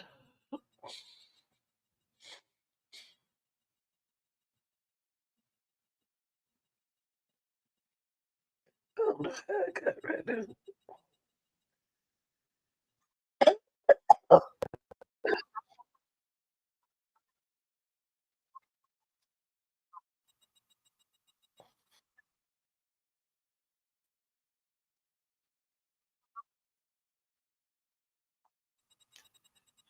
Oh.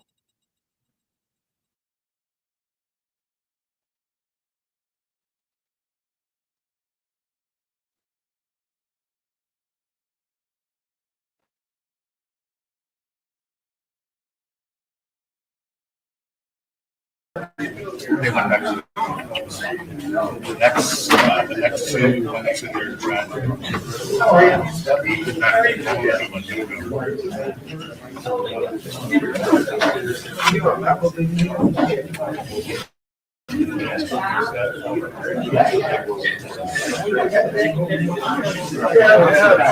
assure you, you did not throw a sharp object. Because you know she was in a certain and you wanted to manage. So let's not pretend. No,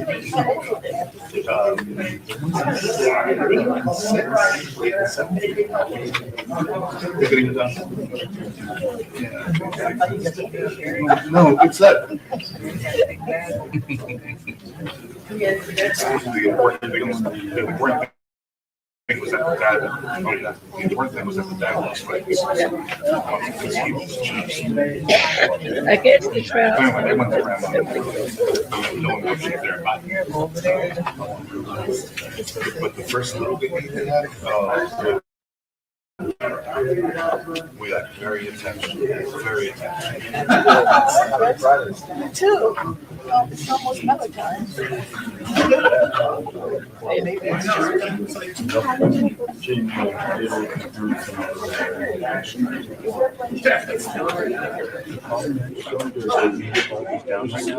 I can't search his name. The only way we do it is search by date. And I don't have a date that he was in.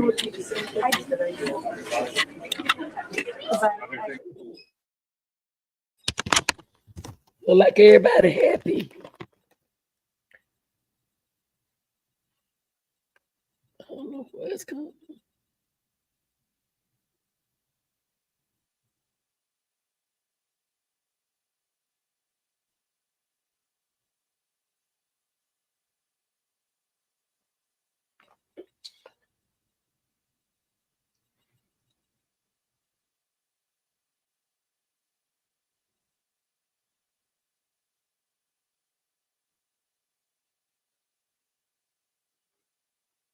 I ain't never seen nothing like this.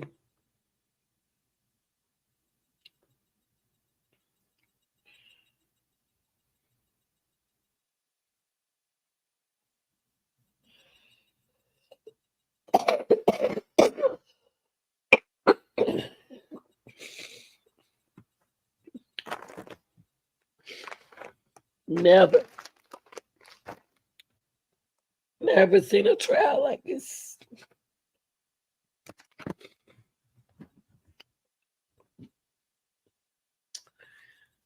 It's one of the worst trial.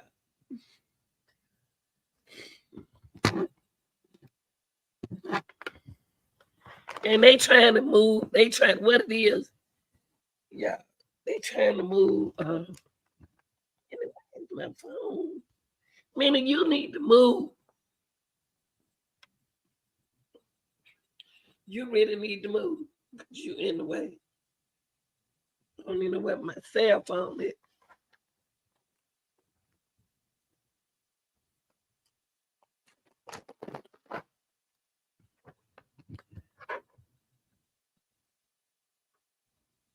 My cell phone is. Cell phone. Are you on my cell phone, girl? You just laying around. About what I do with my cell phone. Mm-hmm.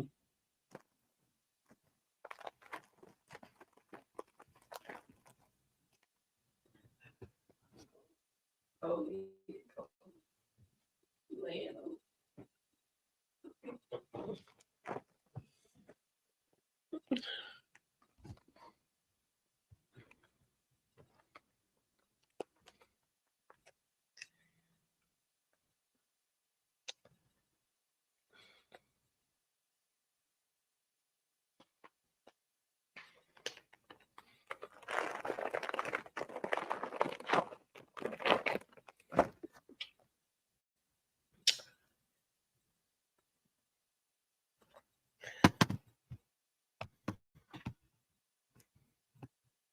I don't know what these people doing.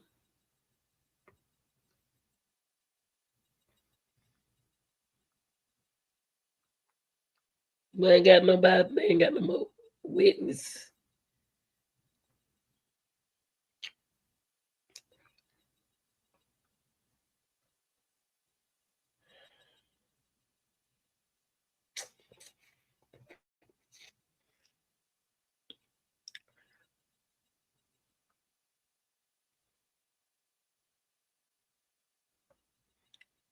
They ain't took Melly nowhere, so.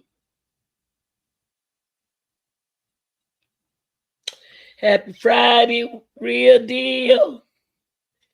Y'all ain't kicking it with your girl. I ain't seen none of y'all today.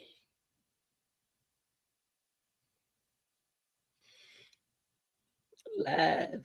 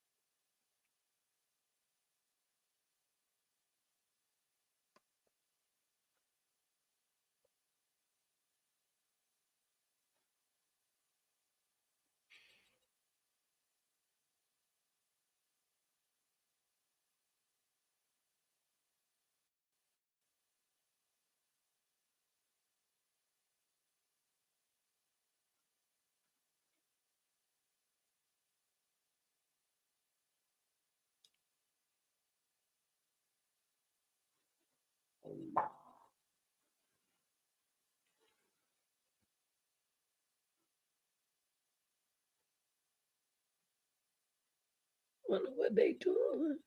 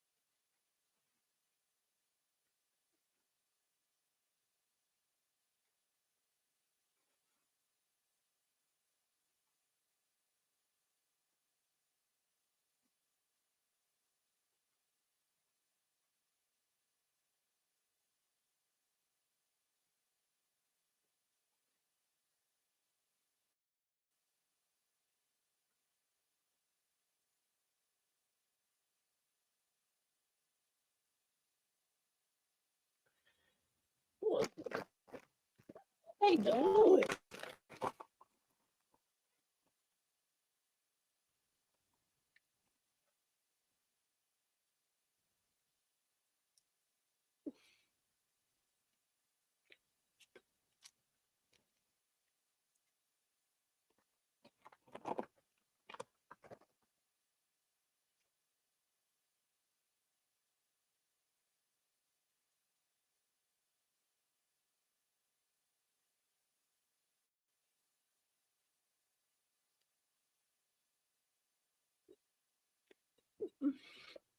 But stop.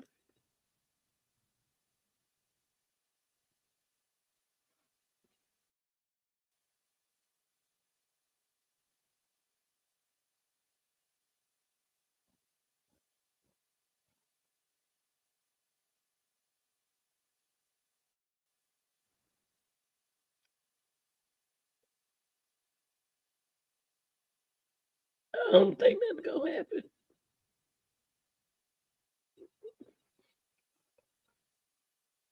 What y'all think?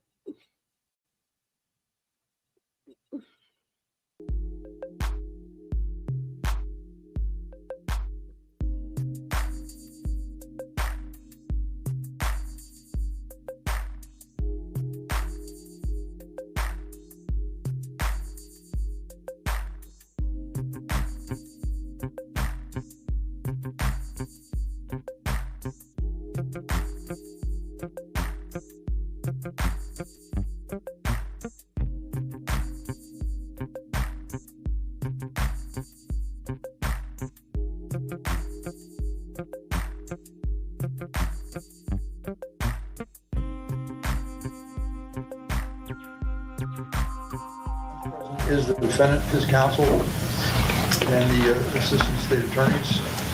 So, counsel, do you have discussions about the next hearing? Your Honor, we have not had discussions with the state about the next hearing. We were talking amongst ourselves on what we would suggest we didn't talk to. So. Yeah, we left the board in regards to see what their client was on the same time. Well, when I left, you indicated you wanted to hear the motion to dismiss first. I think the motion to dismiss should be heard. Do they have any objection then? No. When do you want to hear it? Next week. 20th is not, that's too far down the road. So Judge, we, as the defense speak with the proposition, I guess Mr. Aronson could communicate on behalf of the defense what we would suggest. Your Honor, we have that 5-day notice that we have. So we are basically precluded from what I can tell anything next week on that motion. Who do you need to call as a witness? Excuse me? Who do you need to call as a witness? Ms. Bradley, Ms. Boutros, Ms. And we probably could adopt some of this testimony we had today. We're not trying to be redundant, but we're going to need Ms. Falk, we're going to need Mr. Kilburn, and we're going to need Mr. Pryor. And we can subpoena them first thing Monday, but if you allow it to be heard on next Friday, you're really not upsetting the 5 days other than a few hours. May I suggest something that the state tell us when they're available? Sometime next week, and we'll work around their schedule. I know they're very busy individuals. And if they could just inform us when they're available, we would do that motion. Well, I think in order to get to that motion, we're going to have to go and revisit the motions for squash and for protect order. Well, then we're going in a circle. That's just my assessment. So we're trying to remedy this argument by the state that we didn't give them adequate. Counsel, I guess the concern I always had is that the timeframe is one thing. The other issue is how you get around, how you are able to call Mr. Pryor, I guess, as a witness. I have my own concerns as to how you do that with the elected state attorney.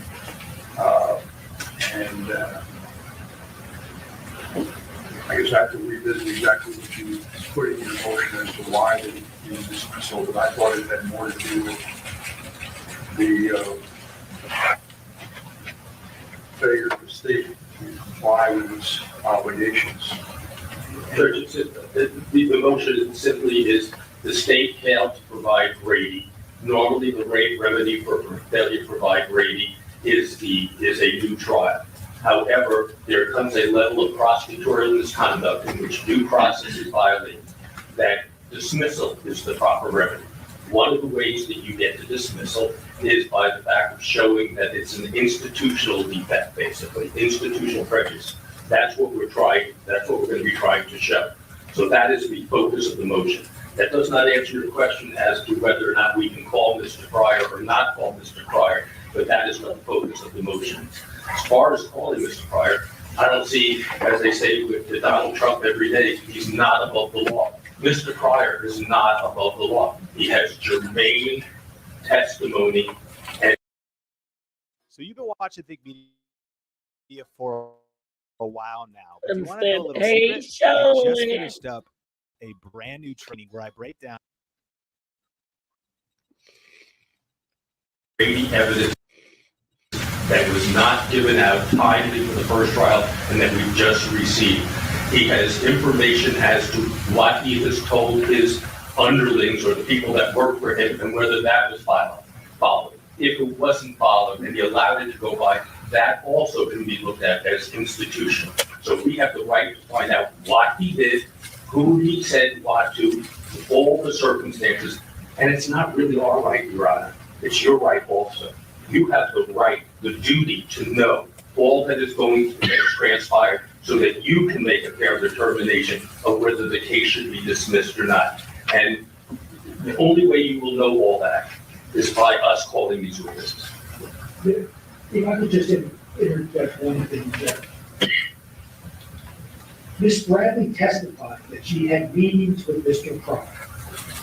The pleadings on the Brady notices say, and Ms. Boutros said, that she told Mr. Pryor what Detective already said, that he said these things, but it was a joke. But then she changed her mind in the Brady things. If he's a fact witness as to what Ms. Bradley told him, yes, Mr. Moretti told me that I said it, but it was a joke. That puts him right there in the middle of what was said to your honor in a Brady filing. And that it was, that there was perjury made by she and Mr. Moretti. So it goes right to the heart of it. They alluded to you a few minutes ago, oh, we don't know if it's Brady yet. So we have to file a case law that says that any impeachment evidence such as this is Brady. They sat on it for a year. In that year, if Ms. Bradley said to Mr. Pryor, here's what Moretti said, and Mr. Pryor didn't do anything about it when he was notified back in October of 22, I believe that this is one of those rare instances where the elected state attorney is a witness. And that's why we wanted to call him. That's why we still want to call him. That's why we think his evidence, if we believe that's what he's going to say, goes right to the heart of our motion to dismiss. Your Honor, there are three cases I can't find the third one, but one is first, and the other one is Logan versus State. And all the reason I'm bringing them out for is in these cases, various state attorneys testified in hearings such as these. So, in fact, here in the Hearst case, 18 Southern 3rd, 975, 2009, the prosecutor, David Ritter, testified at the evidentiary hearing that he never talked to Anthony Williams about his cases and that he never made any promise to him ending the case. I bring that out only to show that the prosecutor testified in these types of hearings. In Kittman versus State, 90 Southern 3rd, 794, 2011. At the evidentiary hearing, Assistant State Attorney Ritter testified that he was unaware of Detective Cosper's handwritten notes of his interviews with David Pound on June, blah, blah, blah. What I'm pointing out again, Your Honor, is we can call these people as witnesses if they have evidence that is germane to this issue. There's no carving out of the elected state attorney is any different than anybody else in his office. And I know it's delicate because he has an office, but that doesn't mean he's immune to being a witness when he is a witness. There's nothing special about it. And we respectfully request that we need to hear what he has to say. If you can exclude it after you hear it. But I think what he has to say is going to be very germane and relevant to this case. What's right with the counsel? You have no idea what he's going to say. I believe he's going to say, based on what Ms. Boutros told, and she told me on the phone that she testified to in the court, that he was told by Ms. Bradley that, yeah, Moretti told me he said this, but he only meant it as a joke.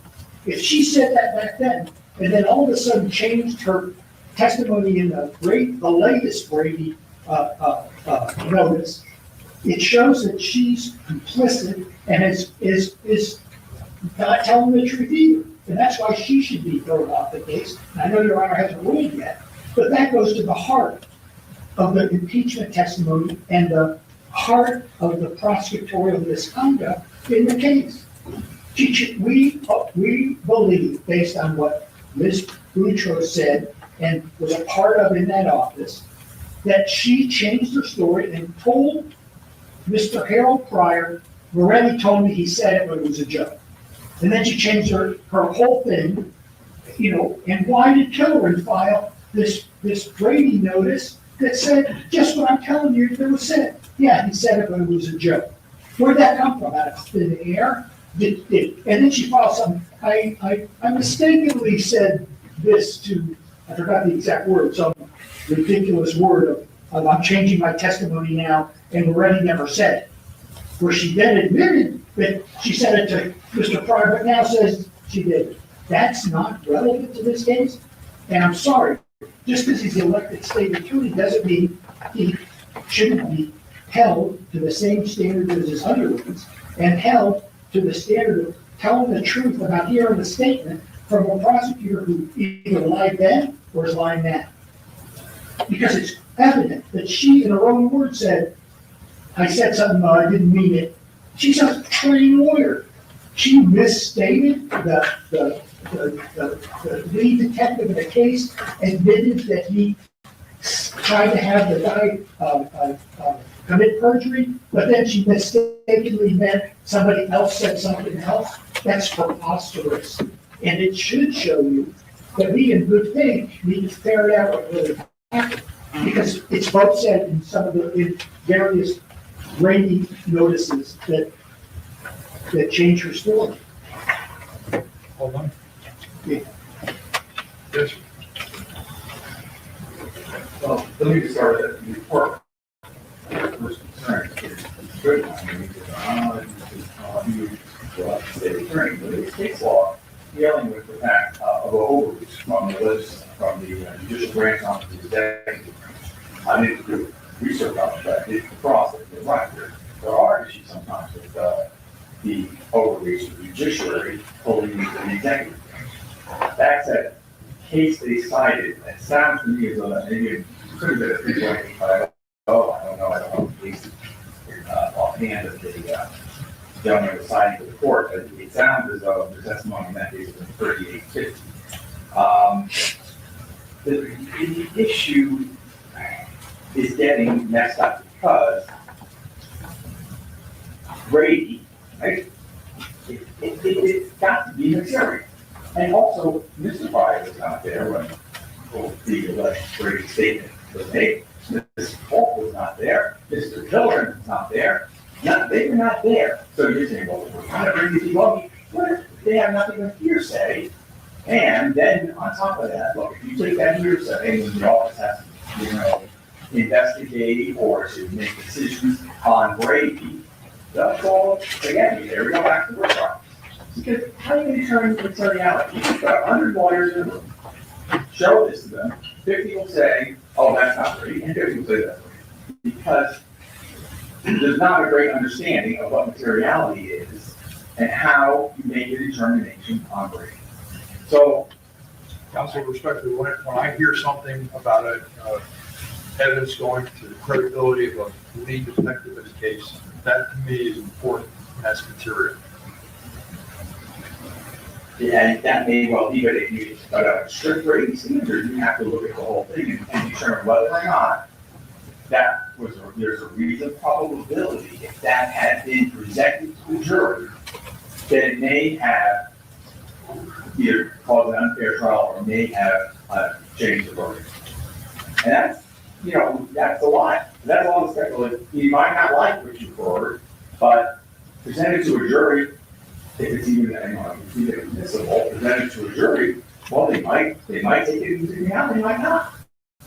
It's not like, okay, the Brady material was a video that showed that the defendant absolutely wasn't at the crime scene that night. Somebody else did it. But isn't that missing the point as to what a jury's going to do with the information? That the point is that the jury gets the information. That the jury, the defense gets the information, that they have a choice as to what they do with it if they think it's material based upon what it is, that they can present it to the jury possibly. They can make a decision as to that. That's what Brady's all about. It's just you turn over what we have very liberal discovery rules in the state of Florida, and there's a federal case talks about turning over those types of evidence. And it's always been, as far as I know, that when credibility is and impeachment are in question, that's covered under Brady. Those types of information, that type of evidence is covered. If you have something that shows a witness isn't telling the truth or something along those lines, that's Brady material and that needs to be turned over. At least that's my understanding of it. Well, and my understanding is, you have to meet the materiality standard as set forth in 3. You would That think is that's a reasonable material? probability, there would be a different, possibly the outcome that was achieved without it would be different than the outcome achieved with it. That's the last part of the law. That I agree with. Actually, Your Honor, that is not, that's one of the, or can be interpreted, does it cast a light on it that you can't be comfortable or confident in the verdict? So we're getting a feel. I guess the question really is whether or not, assuming that they subpoena the key people in the office, Ms. Falk, Mr. Killeran, and Mr. Pryor, and you file your motion to quash again, what is the viability of that, and what should my ruling be? I ruled this morning, not the same issue. This has to do with disqualification of the state attorney's office as well as that, but I didn't hear, and I know your argument is about prejudice. There's no actual prejudice, and that's, you said you wanted me to strike the whole motion. I didn't. I let them put on what they want, and I know they didn't put all the evidence that they thought they needed in here, but I didn't see how we got to allow Mr. Pryor to testify at this point, because it's just an allegation. I haven't seen anything that said that Ms. Boutros or anyone else said that he orchestrated some type of cover-up or told somebody not to testify or don't do this. I didn't hear anything like that. And I heard testimony from Ms. Boutros, who is the main witness regarding this topic, as well as Ms. Bradley. So I don't know where this goes, respectfully. And so what I'd like you to do, if you give me some type of short brief, you go ahead and subpoena your people for next Friday hearing. I'm going to tell them if they get subpoenas out, and then I'll hear the motion quash. Let's say on Tuesday, but you get the briefs to me tomorrow, on Monday. Is that enough time for you to do something? Sure.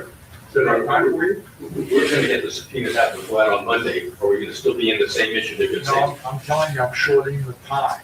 And if they get a service, they do it. Let's just get it done. I mean, this is not something, I'm not ruling on the motion of your proposed motion to quash the subpoena, but I understand it's coming. I just want this to move along in some type of reasonable manner. Is that all right? You will get you on Monday, short with our reasoning for why the court's striking this. That's fine.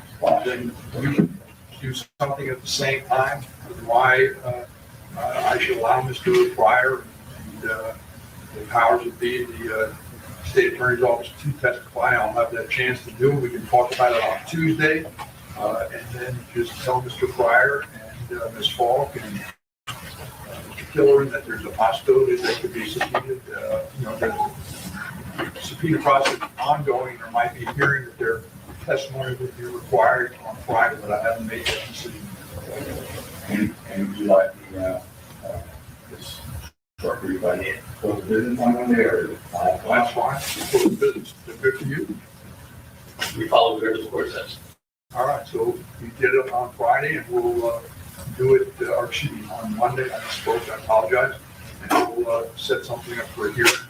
It's Tuesday, or you need one to do Wednesday? Is that all right? No idea what our schedule is. So I know they're supposed to be here, but I'm supposed to be. I think we're okay.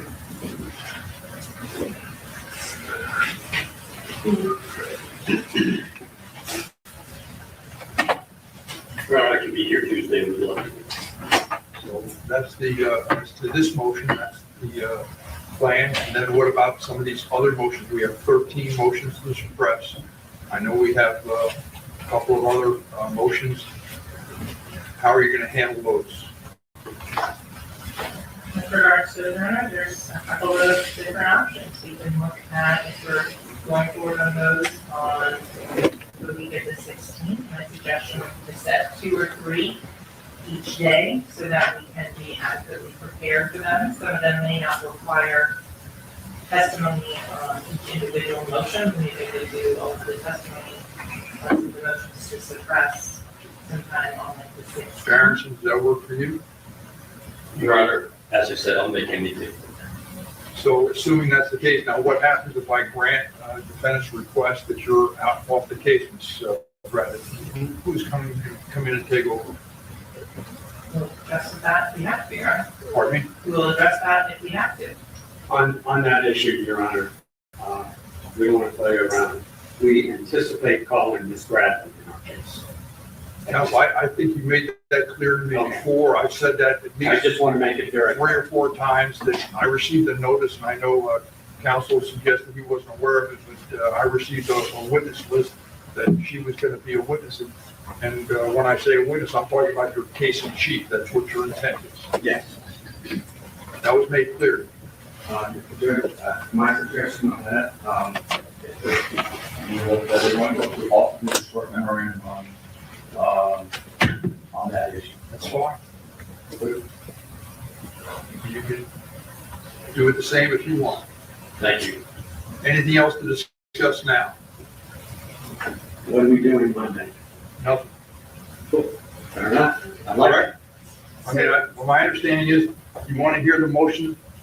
Let's just make sure we have a batting order. You want to hear the motion to dismiss? That's going to be heard on Tuesday. You're going to have memos to me by Monday, 5 p.m. Do you have that, Travis? That's what everybody agrees on, correct? Thanks, guys. No, I thought the actual motions have to be next Friday, Correct. because we need those witnesses. Tuesday's the motion to quash, Right. Your Honor stated. Correct. That is correct. I Friday. apologize. You're right, I misspoke. So the motion to quash will be, there's nothing new in your motion to quash, correct? It's going to be the same basic argument, right? You're going to get that out, and you're going to go ahead and get your subpoena. So that's on Tuesday, right? You'll have the memos on Monday by 5. And then the motion to dismiss is on Fridays, is that correct? What date is that? Can we move that up, Judge? Maybe the motion to quash Tuesday. I'm just asking you what date you're doing. So we're talking about Tuesday, the 10th is the motion to quash. When are we having the motion to dismiss? I said Friday? That's why I thought the council saying you should move it up. Can we go Wednesday? Would that be a problem? If we know who's going to testify, why couldn't we go Wednesday? You are about this, which you clean, yeah, they attorney, and the state attorney, I mean, they got incredibly good steps, very important. So you're saying Friday would be better? All right, so Friday, all right? So that's the 13th on the motion to dismiss. And then on the motions to suppress and the motion, there's a couple of motions limiting, I think, as well. We're going to start those on the 16th. Is that correct? So that would be, state's suggestion would be that just based on the number of them, 3 or 4, between each day, Monday, Tuesday, and Wednesday. Do you need different witnesses for these? There are so many of them, I haven't even fully reviewed each one yet. There are some that would require other witnesses on that. And then the state also has motions that I've been trying to file, that are in here, so I have to get those completed. But on the 16th. So you're going to start with motion to suppress on the 16th. Right. So which order do you want to have the motion done? Which one goes first? We'll have to go through them and I'll see which ones we can have the most witnesses in common. So we can go through that. I do not have them with me, nor do I have my talents. We have to pull them up individually. Ms. Bradley would speak with me, not in court, but off out of court. I would be happy to speak with her and try to arrange scheduling which motion should go at what time. Does this help you now? I have a list of the motions here as well as my checklist as to what motions are pending that I understand it. If you can go through this, would that assist both of you now? Your Honor, I think we need to look at the substance of each motion to determine which witnesses and if the state will need the additional witnesses. So the answer is no. You want to talk with counsel and then tell me? Yes. There's going to be, let's say, 3 motions a day? Is that fair? I think we need to do at least 4. And Your Honor, some of them will be easy to do more than 3 in a day. because some of them are just facial challenges to the affidavit, and some of the motions in limine are arguments, they're not even testimony. So I think we'll be able to get it done, but if Ms. Bradley. How many you should do? You'll just agree on which ones you can get done in a day, and you'll do that. I'm happy to do that via email with Mr. Aronson, and it can respond in that way so that there's a record of it. Fair enough? Yeah, I like the old fashioned way of talking to people, but okay.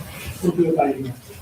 So, but I just need to get it done. I want everybody to I want to have a hearing set on these things. So you'll do that, arrange that, and then send out the notices of hearing. Yeah. Travis, can you give us a notice of hearing on the ones that we talked about today? The motion quash, when they're going to be due on the memo that they're going to do, the two memos, as well as the motion for to dismiss. Just give dates for those, please. Yes, ma'am, I'm sorry. He has his motions to suppress.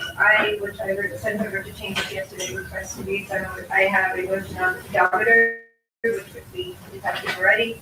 A motion on Google Maps, which would be detective already, and a motion regarding games, which would be. I don't have any issue with having whatever motions are set and filed that you want to have heard. Just that you coordinate the date and time, because there's several motions to get. Council suggested in excess of 25. I don't know how many there are. We just need to get them set and heard, and everything that's filed will get heard. All right? So you'll coordinate that. Mr. Harris, you're going to coordinate? I'm going to do my best. All right. Yes, ma'am. I I'm have sorry. one housekeeping issue. We were before the court on my motion to compel, at which time I asked, and the court granted my request to read the codes. Agent Collins. Ms. Bradley says that's never happened. Before I just submitted my order to the court, I just wanted to remind the court to make sure that was the court's ruling, so I can submit my order so we can depose him. This has been an issue going back and forth with Ms. Bradley for about 3 weeks now. And all we're doing is wasting time. And I don't have the discovery I need, and I've now learned, and there's a motion coming later this afternoon, that the discovery that we have got has been tampered with.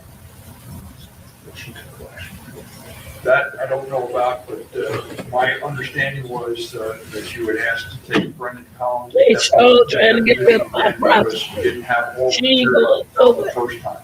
That's my recollection.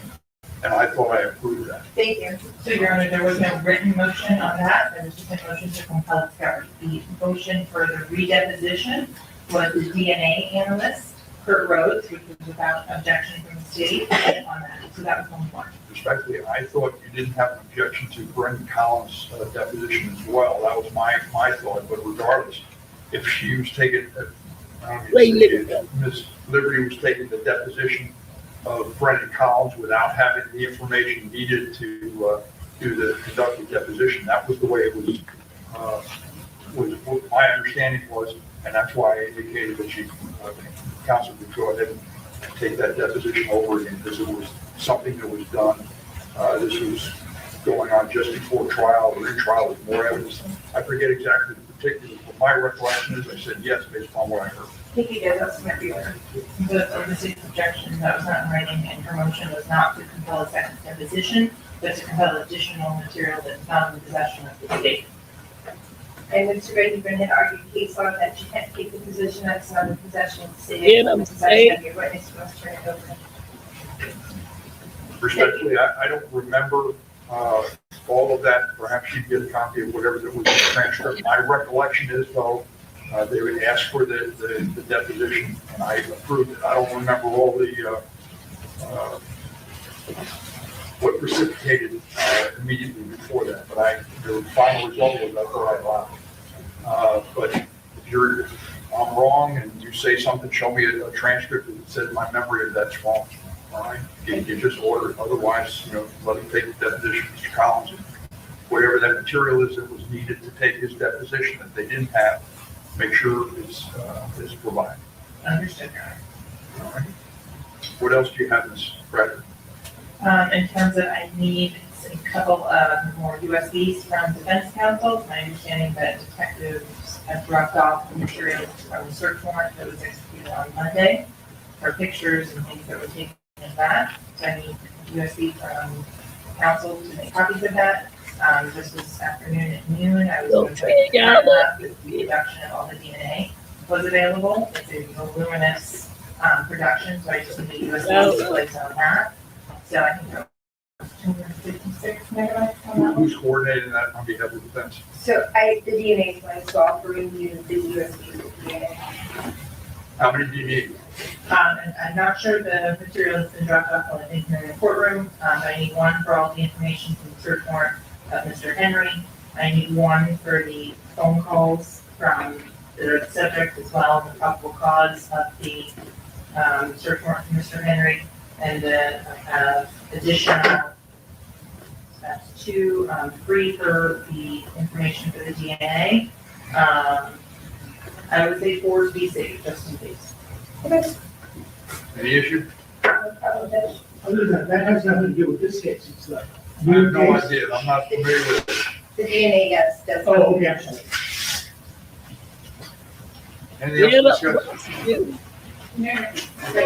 Could we just clarify, I'm sorry, could we just clarify, since Eric came over here, and we just wanted to be sure. The memorandum for the motion to quash protective order, as well as memorandum concerning. Monday at 5. Monday at 5. and- Monday, 5. Okay, and then the motion to suspend the schedule for Friday morning at 9 a.m. Yes. Do we have anything on document Monday, Friday, 9 a.m.? And, Pardon me?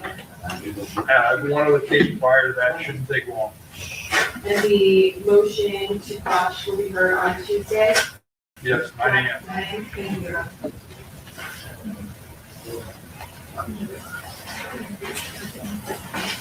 Anything else? Not hearing anything? Thank you. We're adjourned. All right. Thank you too, guys. We got a good game.